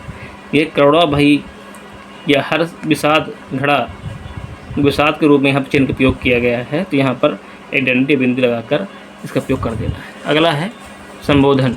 संबोधन के लिए भी इसका उपयोग किया जाता है। मित्रों, अभी मैं जो कहने जा रहा हूँ, साथियों, अच्छे महोदय। तो यहाँ पर भी हमने संबोधन किया है मित्रों को, यहाँ संबोधन किया है साथियों को, तो हमने यहाँ पर विस्मयादि बोधक चिन्ह का उपयोग कर दिए हैं। ठीक है। तो इस तरह हम आसानी से कर सकते हैं। अगला चिन्ह हमारा आता है उद्धरण चिन्ह बोलते हैं इसको, या उद्धरण चिन्ह को अवतरण चिन्ह भी बोला जाता है। तो उद्धरण चिन्ह जो होते हैं वो 2 प्रकार के होते हैं। पहला होता है दोहरा, एक होता है एकहरा। मतलब जो 2 कामा लगाएं, 2 तरह के चिन्ह लगाएं तो दोहरा होता है। अगर एक तरह चिन्ह लगाए तो एकहरा बोलते हैं। तो पहले हम पढ़ते हैं दोहरा के बारे में। दोहरा अवतरण चिन्ह किसे कहते हैं? ठीक है। उद्धरण चिन्ह किसे कहते हैं? दोहरा उद्धरण चिन्ह भी बोल सकते हैं। जहाँ किसी की पुस्तक से कोई वाक्य या अवतरण ज्यों का त्यों रख दिया जाता है, वहाँ पर दोहरे अवतरण चिन्ह का उपयोग किया जाता है। ठीक है। जहाँ पर कोई वाक्य है, जैसे जयशंकर प्रसाद जी कहते हैं जीवन विश्व की संपत्ति है, तो यहाँ पर जयशंकर प्रसाद का जो कथन है, जो वाक्य कहा है, तो ज्यों को जो हमने रख दिया है, तो जो को जो हमने रखा तो उसको हम इन्वर्टर कामा के अंदर बंद करते हैं या उद्धरण चिन्ह के अंदर बंद कर देते हैं। ठीक। नंबर 2, महत्वपूर्ण कथन हो या कहावत हो, संधि आदि को उद्धरण करने में दोहरे उद्धरण चिन्ह का उपयोग किया जाता है। जैसे भरतेंद्र जी ने कहा था देश को राष्ट्रीय साहित्य चाहिए, तो अब यहाँ पर भरतेंद्र जी का कथन है, तो उस कथन को हमने यहाँ पर पूर्ण रूप से यहाँ रख दिया। जैसे आपने पढ़ा है इंट्रोगेटिव, ये पढ़े थे आपने 10th जब पढ़े हैं, 10th जब पढ़ते हैं आप डायरेक्ट इनडायरेक्ट में, तो उसमें भी इसका उपयोग किया जाता है। तो बात वही है, जो कथन है भतेंदु सैड टू, है ना, ये सब वक्त करके हम अंग्रेजी लिखते हैं, तो उसमें भी हम इस चिन्ह का उपयोग करते हैं। अब बढ़ते हैं इकहरे चिन्ह की ओर, इकहरे अवतरण चिन्ह की ओर। इसका उपयोग वाक्य में कवि या लेखक का उपनाम, पाठों का शीर्षक हो, या पुस्तक या समाचार पत्र हो, पत्रिकाओं आदि का नाम लिखने पर भी इसका उपयोग किया जाता है। जैसे सूर्यकांत त्रिपाठी को हम निराला के नाम से जाना जाता है, तो यह निराला को हमने क्या किया, एक अवतरण चिन्ह से बंद कर दिया, और जो उसकी ग्रंथ है परिमल, इसको किस तब हमने एक द्वारा बंद कर दिया, एक हरे अवतरण द्वारा बंद कर दिया। ठीक है, ये बाल भारतीय वस्तु की पुस्तक है, तो ये पत्रिका है ना, तो ये पाठ पुस्तक भी है। बाल भारती जो चलती थी पहले पुराने ज़माने, अब चलना लग तो बंद हो चुकी है, तो इसको भी हम एक हरे अवतरण द्वारा चिन्ह द्वारा बंद कर देते हैं। ठीक है, अगला हमारा है विराम, जो चिन्ह है वो योजित चिन्ह है, इसे हम हाइफन बोलते हैं। इसको एक बड़ी लाइन द्वारा खींचते हैं। देखिए, इसका उपयोग कब किया जाता है, सामाजिक पदों या पुनरुक्त और युग्म शब्दों के मध्य किया जाता है। ठीक है, तो यह युग्म शब्द जो होते हैं, जय पराजय, जय का विलोम भी होता है और इसका युग्म भी होता है, तो हम बीच में यहाँ पर लगा देते हैं। बीच में लगाएंगे, नीचे नहीं लगाएंगे, ध्यान दीजिएगा, बीच में लगता है। जैसे लाभ हानि लिखते हैं तो इनके बीच में चिन्ह लगा देते हैं, दो लिखे तो यहाँ पे चिन्ह लगा देते हैं, तो बीच में चिन्ह लगाते हैं, वही आपको योजक होता है। तुलनावाचक शब्द में जैसे सी सा के पहले भी इसका उपयोग किया जाता है। जैसे चांद सा चेहरा, तो चांद सा के पहले यहाँ पर चिन्ह उपयोग किया गया है। फूल सी मुस्कान, तो सी के पहले इस चिन्ह का इस्तेमाल किया गया है, तो तुलना तो चिन्ह का उपयोग करते हैं। अगला है सार्थक निरर्थक शब्द युग्मों के बीच। सार्थक निरर्थक कैसे, उल्टा पुल्टा ना, सार्थक शब्द है उसका निरर्थक शब्द होता है उल्टा, तो उल्टा पुल्टो शब्द युग्म के बीच में भी इसका उपयोग किया जाता है। काम वाम, खाना वाना, तो ये युग सार्थक है कि निरर्थक है, दो हैं तो इनके बीच में किया जाता है। एक अर्थ वाले सहचार शब्दों के बीच, जो एक अर्थ होता है कपड़ा लत्ता, हाँ धन दौलत रुपया पैसा, दोनों का एक ही अर्थ है, हाँ, तो दोनों जब एक ही अर्थ है तो इनके बीच में भी योजित चिन्ह का उपयोग कर देते हैं। अब आता है निर्देशक चिन्ह। निर्देशक चिन्ह जो होता है वो ये चिन्ह थोड़ा सा अपेक्षा बड़ा होता है। ठीक है, तो संवादों के लिए भी इसका उपयोग होता है। रमेश, अब रमेश जैसे कोई कहानी होता है तो उसमें एक वाक्य संवाद होता है जो कहने जा रहा है। जैसे रमेश कह रहा है कि तुम कहाँ रहते हो, तो यहाँ पर रमेश संवाद है, तो इसको हम एक निर्देश चिन्ह द्वारा संकेत करेंगे, है ना, बीच में चिन्ह लगा देंगे कि रमेश एक वाक्य कहने जा रहा है कि तुम कहाँ हो, संवाद हो रहा है वहाँ पर, है ना, तो यहाँ पर भी इस्तेमाल कर सकते हैं। जब आप देखो तो जो पुरानी आपने किताबें होती हैं तो वहाँ पर देखे होंगे अंधेर न के चौपट राजा, आपने जब उसको देखेंगे तो उसमें कई सारे संवाद दिखे हैं, देखना, तो वहाँ पर इस तरह चिन्ह जरूर मिलेगा आपको। कहना, लिखना, बोलना, बताना शब्दों के बाद भी इसका उपयोग हो जाता है। जैसे गांधी जी ने कहा, महेश ने लिखा, है ना, तो इसके बाद भी इसका उपयोग किया जाता है कि जैसे गांधी जी ने कहा हिंसा मत करो, तो इस चिन्ह का उपयोग कर देते हैं। अगला है बातचीत में रुकावट उत्पन्न होने पर भी इसका उपयोग किया जाता है। जैसे मेरा दम टूट जाता है, जरा सा पानी दो, जब कोई है ना, जब आप फिल्म में देखा होगा, जब लास्ट टाइम बोलते हैं, जब ख़त्म मरने वाले होते हैं तो धीरे धीरे बोलते हैं जरा सा पानी दो, तो यहाँ पर रुक रुक कर बताया जा रहा है, तो इसका भी यहाँ पर भी हम इसका उपयोग कर सकते हैं। ठीक है, अगला हमारा है कोष्टक है। कोष्टक चिन्ह का उपयोग कहाँ किया जाता है। देखिए, कोष्टक के भीतर मुख्यतः उस सामग्री को रखते हैं जो मुख्य वाक्य का अंग होते हुए भी अलग रहता है। जैसे कि पहला नंबर कह रहा है किसी कठिन शब्द को स्पष्ट करने के लिए उपयोग किया जाता है, और आपकी सामर्थ्य को मैं जानता हूँ। देखिए, सामर्थ्य का जो अर्थ है वो शक्ति भी होता है, तो अगर सामर्थ्य के बारे में नहीं जानते तो उसको हम कोष्टक के माध्यम से उसके अर्थ को यहाँ बगल में रख देते हैं कि जो पढ़ने वाले उसको समझ सके कि क्या कहना चाहता है। ठीक है, तो इसमें कठिन शब्द को स्पष्ट करने के लिए भी जो ब्रैकेट रखते हैं वही आपका कोष्टक होता है। छोटा कोष्टक लिख देते हैं। विषय विभाग सूचक अंकों या अक्षरों को स्पष्ट करने के लिए भी क्रम सूचक शब्द का उपयोग किया जाता है। दिशाएं बताना है, अभी देखोगे जब कोई लिखना है कि कितने प्रकार के होते हैं, कितने दिशाएं होती हैं, जब हम उनको अंकों में लिखते हैं, पूर्व पश्चिम उत्तर दक्षिण लिखते हैं ना, तो इनको भी जो नंबर डालते हैं तो इन नंबरों को भी हम एक कोष्टक के माध्यम से पैक कर देते हैं। जानते हैं आप इसको। अगला है नाटक में अभिनय निर्देशों को कोष्ठक में रखा जाता है। देखिए मेघनाथ, अब क्या कर रहा हूँ, मेघनाथ करता क्या है, कुछ आगे बढ़ता है तो कुछ जो आगे बढ़ रहा है उसको ब्रैकेट पैक कर देते हैं। लक्ष्मण यदि समर्थ हो तो सामने आओ, तो मेघनाथ आगे बढ़ता है तो इसको निर्देश है कि आपको आगे बढ़कर ये वाक्य आपको बोलना। जब कोई अभिनय करते हैं तो उसमें लिख दिया जाता है कि जब मेघनाथ बोलेगा तो कुछ आगे बढ़ेगा, फिर लक्ष्मण से कुछ कहेगा, तो जो बढ़ रहा है इसका कोई मतलब नहीं होता, लेकिन ये संकेत निर्देश दे रहा है कि आपको ऐसा करना है, तो निर्देश में भी कोष्ठक का उपयोग करते हैं। अब आता है विवरण चिन्ह। विवरण चिन्ह का इस्तेमाल इससे करते हैं, 2 बिंदी होती है, बीच में बड़ी लाइन होती है। किसी विषय अथवा बातों को समझाने के लिए अथवा निर्देश देने के लिए चिन्ह का उपयोग किया जाता है। जैसे संज्ञा के 3 मुख्य भेद होते हैं। अब देखिए, अब ये भेद होते हैं तो अब 3 भेद कौन कौन से होते हैं, जो हमने भेद बताया है इस तरह, तो उसको हम इस तरह नोट कर देते हैं, फिर बाद में इसको लिख देते हैं।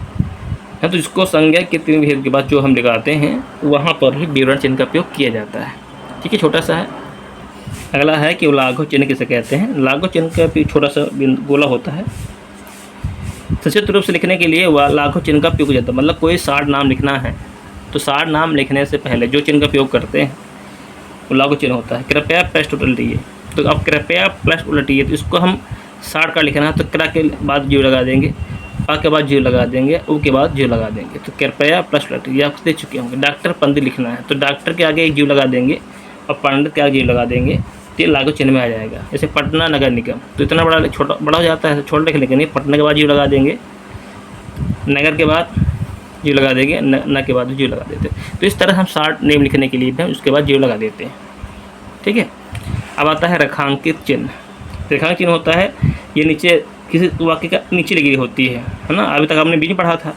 ये क्या होता है कि एक शब्द के नीचे लगी होगी, जैसे वाक्य में महत्वपूर्ण शब्द हो, पद हो, वाक्य हो और रेखांकित कर दिया जाए उसे हम रेखांकित चिन्ह कहते हैं। जैसे गोदान प्रेमचंद द्वारा लिखित सर्वश्रेष्ठ कृति है। तो अब देखिए यहाँ पर किसको नोट किया गया है, एक गोदान उपन्यास को नोट किया गया है, तो हमने इसके नीचे एक लाइन खींच दी कि जो बात हो रही है गोदान के बारे में बात हो रही है। ठीक है, तो इसको हम रेखांकित चिन्ह द्वारा हम नोट कर देते हैं, तो यही आपका हो जाता है आंसर। आपका हंसपद। हंसपद आपका चिन्ह ऐसे होता है जब किसी वाक्य अथवा वाक्यांश में कोई शब्द अथवा अक्षर लिखने में छूट जाता है तो छूटे हुए वाक्य के नीचे हंस पद का उपयोग किया जाता है। जैसे आप देखे होंगे इस तरह, आप जब छोटे थे तो आपने ऐसे किए होंगे, स्वतंत्रता हमारा अधिकार है। अब यहाँ पर स्वतंत्रता हमारा अधिकार है बीच में गायब हो गया, आपने क्या लिखना था, तो इसका मतलब ये बीच में छोड़ दिया है, तो हम लिखेंगे जन्म सिद्ध। तो जन्म सिद्ध लिखने के लिए एक चिन्ह इस तरह बनाएंगे, फिर उसके ऊपर लिख देंगे जन्म सिद्ध। तो इस तरह इसको हंस पद का इस्तेमाल किया जाता है। तो ये रहे कुछ इंपॉर्टेंट 13 विराम चिन्ह, चिन्हों का उपयोग किया हमने। तो जो मैंने 5-6 पढ़ाए हैं ऊपर आगे के वही इंपॉर्टेंट है। हाँ, पढ़ने से पढ़ सकते हो, सवाल नहीं है, पेपर वही आए हैं, आप देख लीजिए पेपर उठा के पुराने साल के, वैसे क्वेश्चन आपको आने हैं। ठीक है, तो हम आगे बढ़ेंगे, ये वीडियो बहुत लंबा हो जाएगा। अब हम पढ़ेंगे शब्द। शब्द क्या है, एक या एक से अधिक अक्षरों के सार्थक योग को हम शब्द कहते हैं। ठीक है, जैसे आ, न, कर, पैसा, रोना, प्रेम, ये क्या है, शब्द है। शब्द 2 प्रकार के होते हैं, सार्थक और निरर्थक। ठीक है, शब्द बात जान गया। तो भाषा में जिन शब्दों का अर्थ स्पष्ट हो वो सार्थक कहते हैं, किंतु जिन शब्दों का अर्थ स्पष्ट नहीं होता है उसे निरर्थक बोलते हैं। जैसे रोटी, वोटी, तो रोटी आप जानते हैं सार्थक है, लेकिन वोटी आप नहीं जानते हैं, ये निरर्थक हो जाएगा। सामने सार्थक सही है, लेकिन आमने और सामने, तो आमने जब जानते हैं आमने, लेकिन सामने का थोड़ा सा निरर्थक हो जाता है, मेन आपका होता है आमने। ठीक है, तो हम बोल देते हैं। तो इस तरह वाक्य को सार्थक निरर्थक बोलते हैं। तो देखिए अब इसका आगे देखते हैं। अर्थ के दृष्टि शब्दों के अनेक रूप होते हैं, जैसे पर्यायवाची शब्द, युग्म शब्द, एकार्थी शब्द, विपरीत शब्द, समुच्चार्य शब्द और अनेकार्थी शब्द। ठीक है, तो इस तरह कई सारे प्रयोग होते हैं और इनका प्रयोग जो है पेपर में जरूर आता है। ठीक है, तो हम इसको बाद में पढ़ेंगे। अब अगला है पर्यायवाची शब्द। तो जिन शब्दों के अर्थ में समानता हो उन्हें हम पर्यायवाची शब्द या समानार्थी शब्द बोलते हैं। पर्यायवाची शब्द को समानार्थी शब्द भी बोल जाता है, ध्यान दीजिएगा। किसी भी समृद्ध भाषा में पर्यायवाची शब्दों की अधिकता रहती है। ठीक है, जो भाषा होती जब भी हम लिखते हैं, ठीक है, जो भी किताब पुस्तकें लिखी जाती हैं आप पढ़ते होंगे तो वहाँ पर पर्यायवाची शब्द का प्रयोग जरूर किया जाता है। ठीक है, तो हिंदी में पर्यायवाची शब्द संस्कृत के तत्सम शब्द होते हैं जिन्हें हिंदी भाषा के जीव करते ग्रहण कर लिया गया है। ठीक है, तो या आपने तत्सम शब्द लिखे ही होंगे, तत्भव, तो उसमें भी यही पर्यायवाची शब्द का प्रयोग होता है, वही होती है, लेकिन वो संस्कृत शब्द होता है। बस इतना ध्यान देना है कि तत्सम जो होता है संस्कृत होता है और उसका हिंदी प्रयोग करें तो वही पर्यायवाची तो होती है, इसे मीनिंग बोलते हैं। जहाँ एक बात के स्मरण रखने की बात यह है कि इन शब्दों में अर्थ की समानता होती हुई भी इनका प्रयोग एक तरह नहीं होता है। ठीक है, प्रत्येक शब्द की महत्ता विषय स्थान के अनुसार होती है। यही इम्पोर्टेंट है जो हम पर्यायवाची लिखते हैं। जैसे आग की अग्नि की पर्यायवाची है आग अनल पावक। तो देखिए इनका जो प्रयोग होता है हर जगह इसका अलग अलग प्रयोग होता है, एक समान नहीं होता है। उसके अर्थ या उस अनुसार ही इसका प्रयोग किया जाता है। जैसे असुर है, असुर का प्रयोग दानव, इसका पर्यायवाची होती है दानव और अच्छे निशाचर होता है। ठीक, इन सभी शब्दों का अर्थ एक ही है लेकिन इनका प्रयोग अलग अलग वाक्य के अर्थ के अनुसार किया जाता है। आम के पर्यायवाची रसाल, आम और अमृतफल। ठीक है, तो अब बढ़ेंगे अगला हमारा है हेडिंग विलोम शब्द। विलोम शब्द को हम विपरीत अर्थ शब्द भी बोला जाता है। विलोम का अर्थ होता है उल्टा या विपरीत, अतः किसी शब्द का उल्टा अर्थ व्यक्त करने वाले शब्द को हम विलोम शब्द या विपरीत शब्द कहा जाता है। जैसे अंत, अंत का विलोम जो होता है आदि होता है, अल्प का विलोम बहु होता है, उत्तम का विलोम अलोक होता है। तो ये होगा विलोम शब्द की परिभाषा। अगला है अनेकार्थी शब्द। जैसे नाम, इसका अर्थ नाम से स्पष्ट हो रहा है कि अनेक अर्थ रखने वाला शब्द।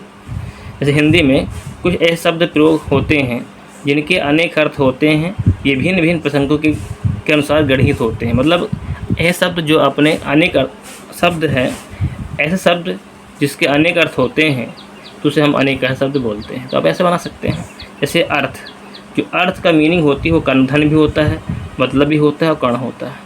तो एक अर्थ है, शब्द एक है लेकिन इसके अर्थ तीन तीन हैं। जैसे कनक है, कनक आपका एक है लेकिन इसकी मीनिंग धतूरा भी होता है और सोना भी होता है। मित्र, दोस्त भी होता है, सूर्य भी होता है, मित्र भी होता है। ठीक है, तो ये शब्द एक है लेकिन तीनों के इसके जो मतलब अर्थ निकले हैं वो अलग अलग निकले हैं, भिन्न भिन्न निकले हैं। ठीक है, तो इसे बोलते हैं अनेकार्थी शब्द। अगला है एकार्थी शब्द। एकार्थी मतलब जिसका एक ही अर्थ हो। ठीक है, तो एकार्थी शब्द ऐसे शब्द को कहते हैं जिनका एक ही अर्थ होता है। जनवरी का एक ही अर्थ होता है। आयु और अस्त, इनका कोई मतलब नहीं होता, मतलब इसका अर्थ वही होता है कि कोई कई सारी इसकी मीनिंग नहीं होती हैं तो हम एकार्थी शब्द बोल देते हैं। ठीक है, अगला है समरूपी भिन्नार्थ शब्द। समान रूप दिखता है लेकिन उसका अर्थ भिन्न भिन्न होता है तो उसे हम समरूपी भिन्न कहते हैं। जैसे हिंदी में ऐसे अनेक शब्द प्रयोग होते हैं जिनका उच्चारण या वर्ण के हल्के हेर फेर के सिवाय प्रायः समान तो होते हैं किंतु उसका अर्थ भिन्न भिन्न होता है। हम इसको दूसरे शब्दों में कह सकते हैं कि हिंदी में अनेक शब्द ऐसे पाए जाते हैं जो उच्चारण करने में समान प्रतीत होते हैं पर उनके अर्थों में भिन्नता रहती है। यदि उनके उच्चारण में थोड़ी सी त्रुटि हो जाए तो वाक्य का अर्थहीन हो जाएगा। अतः हम कह सकते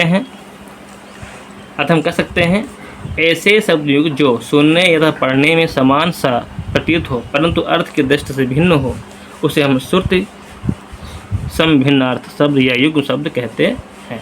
देखिए हमने इसकी अच्छी परिभाषा बनाई है, तीन परिभाषा बनाई है आपको, तो जो भी अच्छा लगे आप अपने आप से नोट करके बना लीजिएगा। ठीक है, जैसे एग्जाम्पल है अपेक्षा एक उपेक्षा। तो पढ़ने तो ये सब अलग रहे हैं, खाली इसमें थोड़ा सा अंतर है। अपेक्षा का अर्थ है आशा, उपेक्षा का अर्थ है अनाथ। ठीक है, जैसे अंश और अंश, इनमें भी थोड़ा सा अंतर है लेकिन इसका प्रयोग जो होता है अगर ये वाला शब्द बनता है तो कंधा होता है, अगर ये वाला शब्द बनता है तो इसका अर्थ वाहक होता है। ठीक है, तो ये इसको डिफरेंस हो गए, तो इसको हम करवाएंगे अलग से। ठीक है, इनको हम अलग कर आप रिवीजन करवाएंगे। अगला है फाइंड पॉइंट तुकान। तुकान शब्द क्या होता है? किसी शब्द में तुकान शब्द ऐसे शब्दों को कहता है जिसके अंत का वर्ण समान हो, जैसे खाना, रोना। तो यहाँ वर्ण का जो अक्षर अंतिम वर्ण है वो सेम हो रहा है तो इसे तुकान शब्द बोला जाता है। इन दोनों शब्दों में अंतिम वर्ण अक्षर ना हो जो दोनों में समान है, इसलिए इन दोनों शब्दों को तुकान शब्द कहा जाता है। इसमें बता रहा है कि दोनों शब्दों में लास्ट जो अंतिम अक्षर क्या है, ना है। ठीक है, और समान भी है तो इसलिए इनको तुकान शब्द कहा जाता है। इन समान शब्दों को तुक वाले शब्द भी कहा जाता है। ठीक है, तुक वाले शब्द भी कहा जाता है इन शब्दों को। इन शब्दों का प्रयोग हिंदी साहित्य में भाषा की सुंदरता बढ़ाने के लिए किया जाता है। ठीक है, ये ध्यान रखिएगा। इन शब्दों का उपयोग तुकबंदी के लिए भी कविताओं, नारों और फिल्मों के गाने में भी किया जाता है। तो अगर ये विशेषता हो गई, अगर पेपर क्या है इसकी विशेषता क्या है तो आप यहाँ पर विशेषता ले सकते हैं इसको। जैसे धन, वन, राम, श्याम, आन, बान, आना, जाना। ये तुकान शब्द होते हैं जिनका अंतिम अक्षर जो है समान होता है। अगला है मुहावरे। मुहावरे क्या होता है? ऐसे वाक्यांश जो समान अर्थ का बोध न कराकर किसी विलक्षण अर्थ को प्रतीक कराए उसे हम मुहावरे कहा जाता है।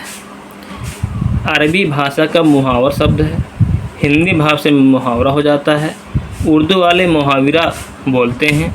इसका अर्थ होता है अभ्यास या बातचीत। कुछ लोग मुहावरों को रोज़मर्रा या वाग्धारा भी कहा जाता है। ठीक है, रोज़मर्रा का इस्तेमाल किया जाता है। आपने मुहावरे के बारे में पढ़ा ही होगा। तो जैसे अंगूठा दिखाना, तो ये व्यवहारिक भाषा है, ये रोज़मर्रा के बारे में बोलते हैं। तो अंगूठा दिखाना का जो अर्थ होता है चढ़ाना होता है ना। तो छोटे बच्चे हम लोग थे तो कि चढ़ाना, तो हम अंगूठा दिखा दिया करते थे। इसका मतलब ये हुआ कि हम उसको चढ़ा रहे हैं। जैसे आँख भर आना, ठीक है, तो आँख भर आना इसका जो अर्थ होता है आंसू बहाना। तो मेन जो मुहावरा तो ये है, इसका जो अर्थ है वो आपको आंसू आना होता है। तो इसका उपयोग हम आम बात की भाषा में कर लेते हैं। ठीक है, तो इसका जो अलग ही अर्थ होता है। ठीक है, ध्यान दीजिएगा, जिसका जो बोलने कुछ और होता है और इसका जो मेन अर्थ अलग कुछ होता है। तो यही मुहावरे हैं। अगला है कि अनेक शब्दों के लिए एक शब्द का इस्तेमाल। देखिए, भाषा की सुंदरता, भावों की गंभीरता और चुस्त शैली के लिए आवश्यक है कि लेखक अपने शब्दों का प्रयोग समय के से काम ले, ताकि वह संयम से काम ले, ताकि वह विचारों और भावनाओं के थोड़े थोड़े शब्दों से व्यक्त कर सके। देखिए, कई सारे शब्द को एक शब्द में, है ना, कई सारे अर्थ को एक छोटे शब्द में प्रस्तुत करना आपका अनेक अर्थी शब्द कहलाता है। अनेक शब्दों के लिए शब्द कहलाता है। जैसे चतुर्भुज होता है, तो जिसके 4 भुजाएं होती हैं, तो देखिए वाक्य कितना बड़ा है। तो इस वाक्य को इतना बड़ा छोटा करने के लिए हम इसको चतुर्भुज बोल देते हैं। जैसे जो बहुत बोलता है, तो बहुत बोलने वाले व्यक्ति का एक शब्द होता है वाचाल, है ना। तो बहुत बोलने वाला व्यक्ति यहाँ पर थोड़ा सा बहुत बड़ा हो जाएगा। तो अगर यहाँ पर वाचाल शब्द, जैसे रमेश एक वाचाल व्यक्ति है, तो आप समझ जाएंगे रमेश कैसा है। ठीक है, तो हम रमेश अगर देख सकते हैं रमेश बहुत बोलता है, तो हम इसको ये भी लिख सकते हैं, ये तो रमेश वाचाल है, ये भी लिख सकते हैं, है ना। तो थोड़े से भाव को स्पष्ट करने के लिए बहुत सारे विस्तृत विचार को थोड़े से में प्रस्तुत करना, यही आपका अनेक शब्दों के लिए एक शब्द कहलाता है। तो अभी तक हमने ग्रामर पोर्शन पढ़ा था। अब ग्रामर पोर्शन के बाद अब व्यवहारिक जो है भाषा संबंधी जो क्वेश्चन आते हैं पेपर में, हम वो पढ़ेंगे। जैसे लिखना क्या होता है, लेखन क्या होता है। ठीक है, तो अपने विचारों भावों की अभिव्यक्ति लिपि के माध्यम से करना ही लिखना कहलाता है। प्रारंभिक स्तर भाषा की दक्षताओं में लेखन का स्थान सुनना, बोलना, पढ़ने के बाद आता था। आगे चलकर ये सुनना, बोलना, पढ़ना साथ साथ चलने लगा है। ठीक है, देखिए जो इसका स्थान होता है, मैंने बताया था, एक क्रम होता है पढ़ने का, सुबोपली। नोट करिए, सुबोपली। तो पहले इसका होता है सुनना। बच्चे क्या करता है, सुनना है, फिर बोलता है, फिर पढ़ता है, फिर लिखता है। तो लिखना आपका चौथा चरण इसका होता है। ठीक है, ध्यान दीजिएगा। लिखने में अक्षर को अनुरूप बना लेना अनिवार्य है। हाथ की अंगुलियों की मांसपेशियाँ को यथोचित घुमाने में दक्ष होना जरूरी है। पढ़ना और लिखना अलग अलग नहीं बल्कि एक साथ चलने वाली क्रियाएं हैं। लेखन 2 तरह का होता है। एक पहला जिसमें हम किसी निर्देश का पालन कर रहे हैं, जैसे हम श्रुतलेख बोलते हैं, मतलब सुनकर लिखना श्रुतलेख कहलाता है। जो हम सामने बोलता है उसको लिख लेते हैं। दूसरा होता है सुलेख, यह कुछ देख कर लिखना, है ना। एक होता है जो हम बोलता तो लिखते हैं, दूसरा होता है जो लिखा होता है उसको उतार लेना होता है। दूसरा रूप यह है जो मनन, चिंतन और सृजन के अधीन होता है, जिसे हम अपने भावों के विचारों के अनुच्छेद रूप व्यक्त करते हैं, है ना। तो पहला ये बता रहा है कि जिसको हम तो सुनकर लिखते हैं या लिखा हुआ लिख लेते हैं। दूसरा यह होता है कि जो विचार हमारे मन में आ रहा है उसके अपने भाव में लिखना है, अपने बारे में लिखना, अपने भावनाओं को व्यक्त करना, बिना किसी देखे, बिना किसी सुने, अपने आप लिखना। तो यही आपका ये होता है। 2 प्रकार के होते लिखने होते हैं। अगर पढ़ेंगे शिक्षक का लेखन, शिक्षक की लेखन क्या होती है, लेखन की शिक्षा जो होती है। बालक प्रारंभिक अवस्था में प्रकाशन मौखिक भाषा में ही करता है। अपने जो बच्चे छोटे होते हैं तो अपना जो है मौखिक भाषा ही में करते हैं। आगे चलकर वो लिखकर अपने भावों को व्यक्त करते हैं। मॉन्टेसरी जी कहती हैं कि मॉन्टेसरी जो थे वैज्ञानिक थे, तो कहते हैं बालक को पहले लिखना सिखाया जाना चाहिए, किंतु कुछ विद्वान पढ़ने और लिखने की शिक्षा साथ साथ चलाने के लिए असार्थक मानते हैं। तो मॉन्टेसरी कहते हैं कि बालक को पहले लिखना सिखाना जाना चाहिए और ये भी कहते हैं कि कुछ विद्वान यही मानते हैं कि पढ़ने और लिखना साथ साथ चलना चाहिए। ठीक है, अगला पॉइंट है कि लेखन शिक्षा के उद्देश्य क्या हैं।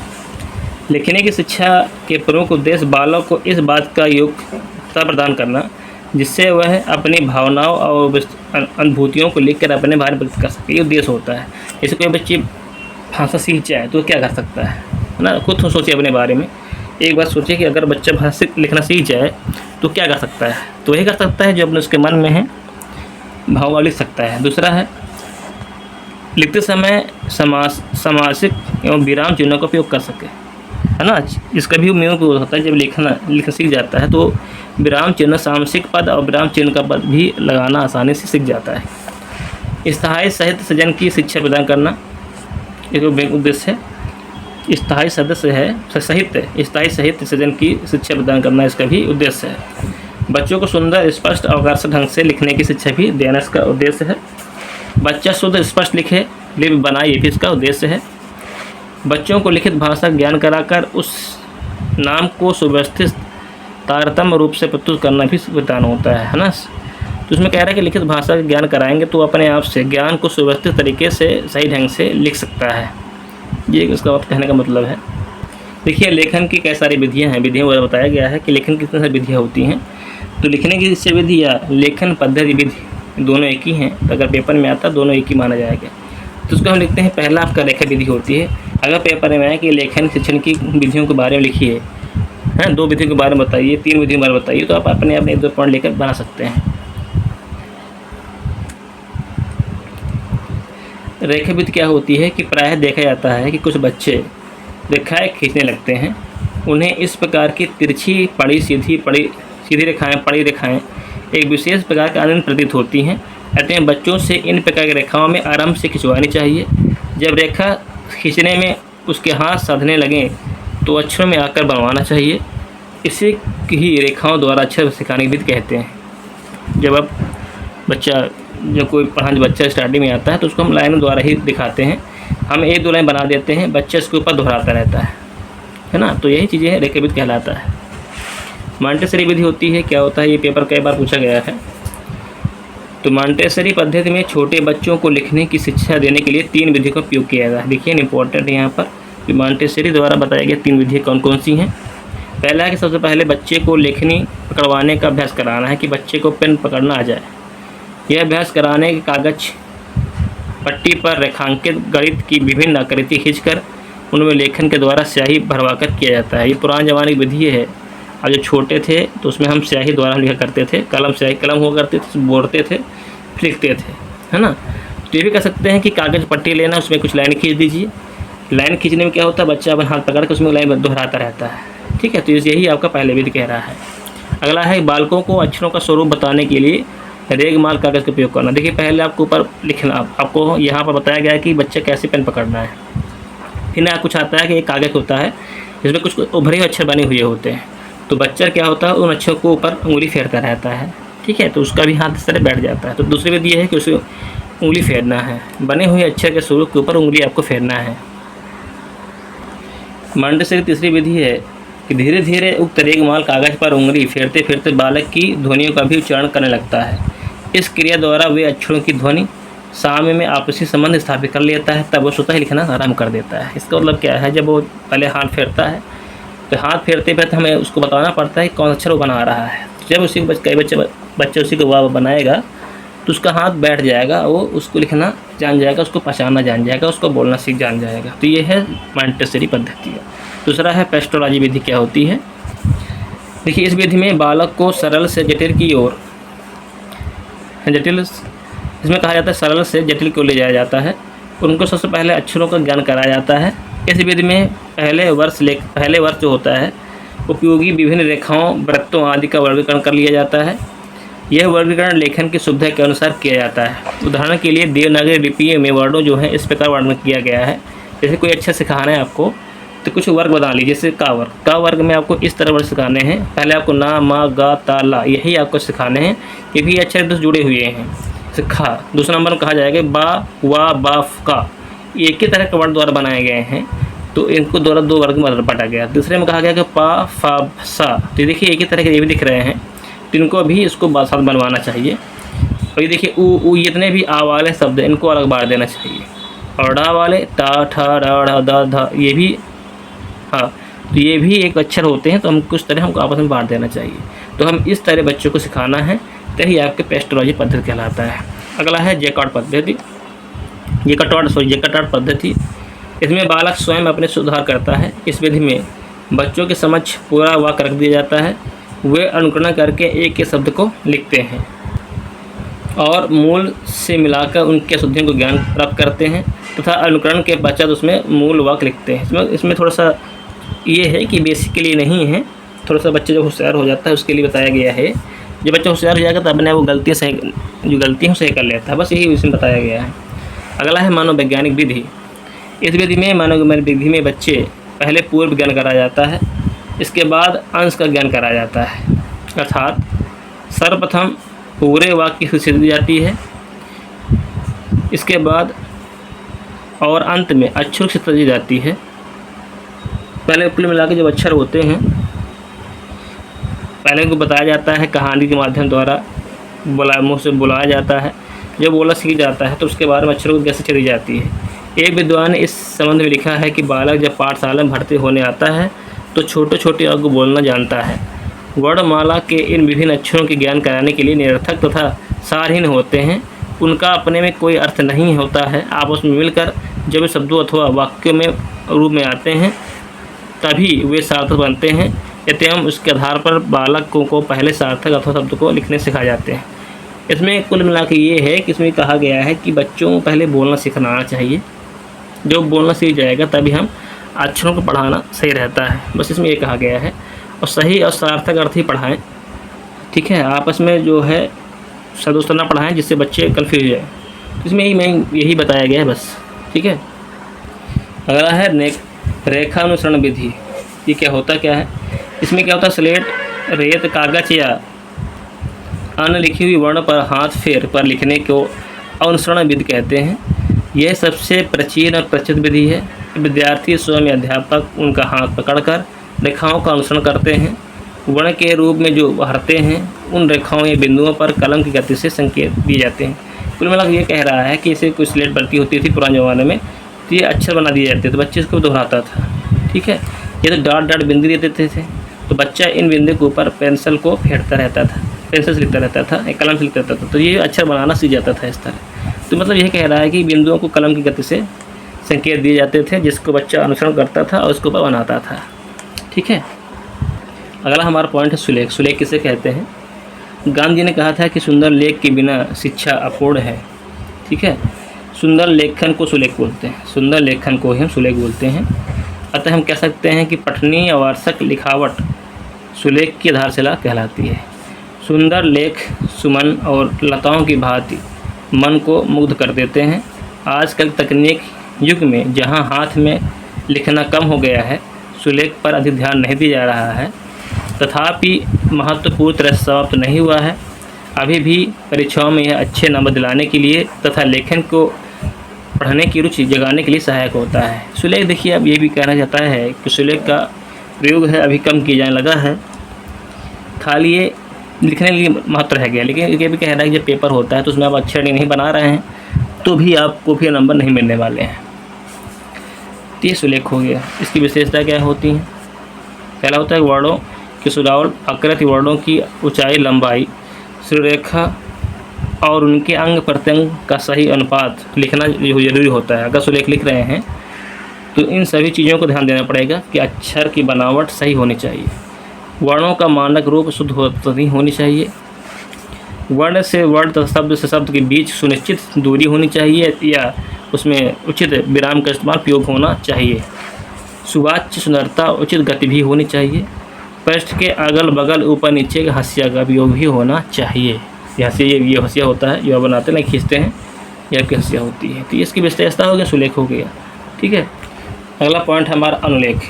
सुलेख पढ़ा आपने। अनुलेख, अनुलेख तात्पर्य होता है उस लेख से जिसे छात्र किसी नमूने को देखकर लिखता है।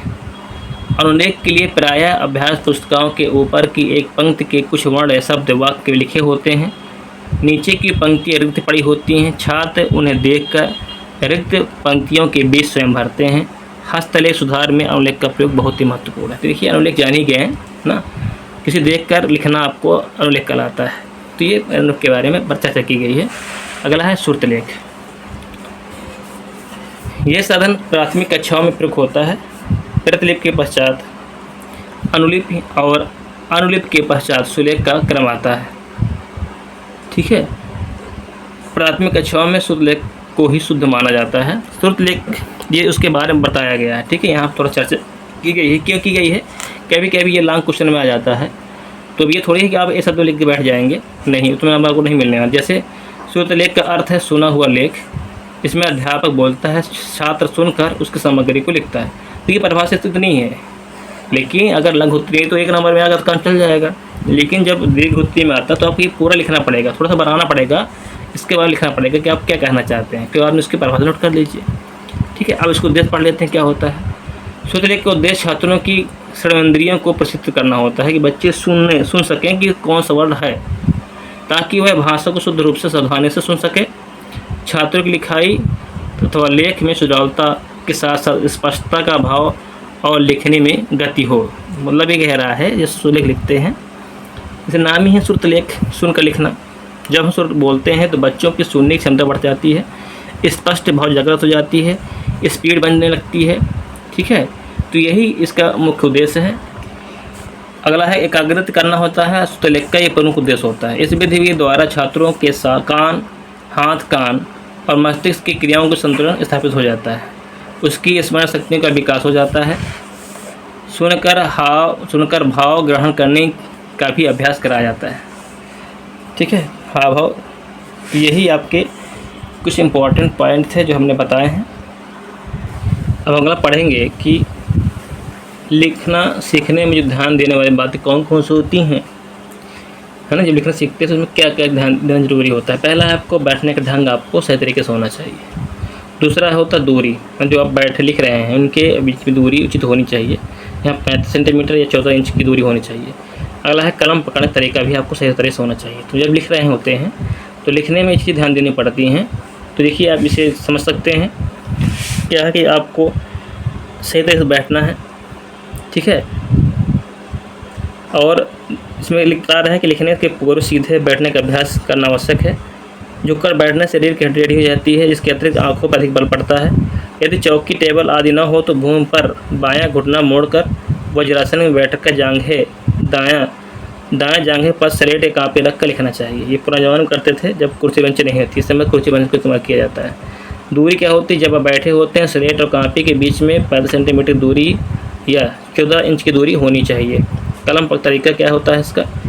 कलम को सही तरीके से पकड़ना चाहिए। कलम की तर्जनी मध्यमा अंगूठे के बीच हो, बीच में 1 इंच ऊपर हो। कलम इस प्रकार पकड़ी जाए जैसे उंगलियों के वर्णों के आकार के अनुसार घुमाया जा सके। हाथ को कनिष्का के सहारे पुस्तिका पर घुमाया जाना चाहिए। देखिए इसमें जो अंगुली होते हैं हमारे पास, ठीक है, ये अंगुष्ठ, ये आपका अंगूठ होता है, इस लिखते हैं आप इस तरह। तो कुल मिला ये कह रहा है इस तरह आपको बैठना है, इस तरह। ठीक है, तो ये अंगूठ हो गया, अंगूठा हो गया, ये आपकी कनिष्ठ हो गई, ये आपकी मध्यमा हो गई। देखिए समझिए थोड़ा सा, अंगूठ होगा तो अंगुष्ठ हो गया, कनिष्ठ हो गया, ये मध्यमा हो गई। ठीक है, देश कार्य इनका सही तरीका आपका होना चाहिए। अगला है कि शिरोरेखा का प्रयोग कुछ तरीके से होना चाहिए। अब मैंने शिरोरेखा के बारे में बता दिया है, आप उसके बारे में जरूर पढ़ लीजिएगा कि चौड़ाई जो है 1/3 आगे पीछे लाइन निकलनी चाहिए।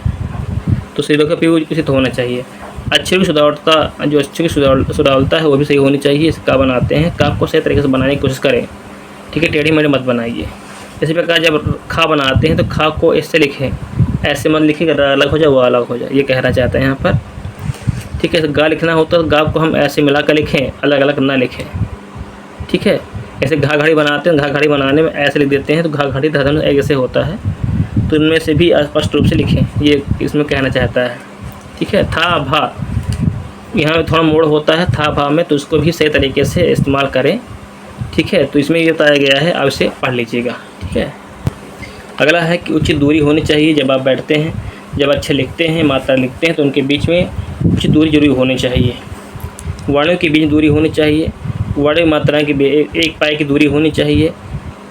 ठीक है। ये देखिए राम, जब राम से तो लिखते हैं तो इनके बीच में भी दूरी होनी चाहिए। विराम चिन्ह का उपयोग करते हैं उसमें थोड़ा सा दूरी होनी चाहिए। तो इस तरह आप जब इन सभी नियमों का पालन करेंगे तो सही तरीके से आप सुंदर लिखावट आप सीख सकते हैं। ये तरह लेखन की समान ध्यान देने लोग बातें। अगला है, पढ़ते हैं लेखन की विशेषताएं क्या होती हैं। जब लिखते हैं तो शिक्षण लेखन की विशेषताएं क्या क्या होती हैं, ठीक है। तो इसमें समझेंगे कि बैठने का ढंग और कागज़ दूरी ठीक होनी चाहिए। पहला हेडिंग है बैठने का ढंग और कागज़ की दूरी, ध्यान देना है कि विशेषता इसकी पहली है। दूसरा है कलम पकड़ने की विधि भी एक विशेषता है। अब इसे अब अपना पढ़ लीजिएगा। लेखन सामग्री है ना, स्पष्ट सुंदर लिखने के लिए लेखन सामग्री का भी परंपरा आवश्यक है, तभी आप अच्छी तरह से लिख पाएंगे, ठीक है। अगले बढ़ेंगे, लेखन सुडौलता में अगर आता है, पहला आता है अच्छी सुडौलता आती है, जो शिक्षण लिखते हैं उसमें विशेषता आती है। चौथा नंबर का अच्छी सुडौलता। अगला आता है शिरोरेखा और शैली। तो ये सभी जो पढ़ें आपने शिक्षण लेखन की जो आपने ध्यान देने की बातें हैं वही आपकी विशेषता के रूप में आ जाती हैं। तो ज़्यादा परेशान होने वाली बात नहीं है, उसी को बना आप लिख सकते हैं। अगर पढ़ेंगे लेखन शिक्षण में समान जो त्रुटियाँ होती हैं, कौन कौन त्रुटि होती हैं उनके बारे में पढ़ेंगे। तो पहली त्रुटि होती है कुछ उच्चारण अशुद्ध हो, वर्तनी भी अशुद्ध हो। ये पहली आपकी त्रुटि होती है, निम्न कारण होता है त्रुटि अशुद्धि होने का। सिगलिंग में शीघ्रता करना, जब आप तेजी लिखते हैं तो उसमें भी गलती हो जाती है। सुलेख का अभ्यास न करने पर भी हमसे गलतियाँ हो जाती हैं। क्षेत्रीय भाषा का खराब प्रयोग, क्षेत्रीय भाषा जो हम प्रयोग करते हैं तो वो अभ्रंश होती है, कहते हैं शुद्ध नहीं होती है, तो अगर हम उसको लिखते हैं तो भी खराब माना जाएगा, गलत हो जाता है। मात्राओं ज्ञान नहीं हो पाना भी गलती आ जाती हैं। शब्द लाघवों की प्रकृति भी वर्तनी की अशुद्धिकारी कारण है, ठीक है। हम किसी शब्द को छोटे छोटे लिख देना, है ना, हर शब्द को छोटे छोटे लिखने की कोशिश करना है। आपने लाघव बन बताया था लाघव चिन्ह के बारे में, तो आप जैसे कोई चीज़ वाड़ा है तो उसको छोटे छोटे लिख देना, ये भी आपके शुद्ध होती है। राम धानी सिंह दिनकर, तो आपने राम जीव लगा दिया, रामधारी सिंह, सिंह के सा के ऊपर बिंदी लगा दिया, दा के ऊपर गोला लगा दिया बगल में। तो इस तरह करने से तो ये भी आप गलत माना जाएगा। तो शरीर में होने वाले विकार भी वर्तनी की त्रुटि का कारण है। अगर आप शरीर विकलांग है, हाथ सही पैर सही नहीं है, तो ये भी एक त्रुटि होने का कारण मुख्य कारण होता है। लिखते समय भावावेश के कारण मन अगर शांत नहीं है तो भी आपका गलतियाँ हो जाएंगी। पुस्तकों के मुद्रण ये अशुद्धियाँ भी कारण है। अगर पुस्तकें सही तरह से छपी नहीं है, उसमें भी अशुद्धियाँ हैं, तो आप भी गलत अशुद्धियों सीख जाएंगे। व्याकरण ज्ञान अगर नहीं है तो भी आप शुद्धि हो जाएंगी। और लेखन में असावधानी अगर बरती, अब लिख रहे हैं उसमें आपने गलत शब्द लिख दिए, लिख तो रहे हैं, कुछ बोला कि सब लिख दिया, वो लिख दिया आपने, तो भी ये क्या है, एक कमी हो जाएंगी। तो लिपि के ज्ञान का अभाव, अगर लिपि का ज्ञान नहीं है तो ये भी आपका कारण हो सकता है, ठीक है। अगला हम पढ़ लेते हैं कि जो अशुद्धियाँ होती हैं उसको कैसे सुधारा जाए। पहला, शिक्षक को उच्चारण सही कर रहा हो। कक्षा में शिक्षक जो उच्चारण सही तरीके से कर रहा हो तो अशुद्धियाँ सुधर जाती हैं। छात्रों से शुद्ध उच्चारण कराया जाए। कक्षा में खड़ी भाषा का प्रयोग कराया जाए, जो भाषा सही है वही का प्रयोग कराएं, ठीक है, दूसरी क्षेत्रीय भाषा का प्रयोग ना कराएं। छात्रों का अभ्यास कराया जाए। अशुद्धों को कई बार लिखवा कर भी उसको अभ्यास करवा कर सही करा सकते हैं।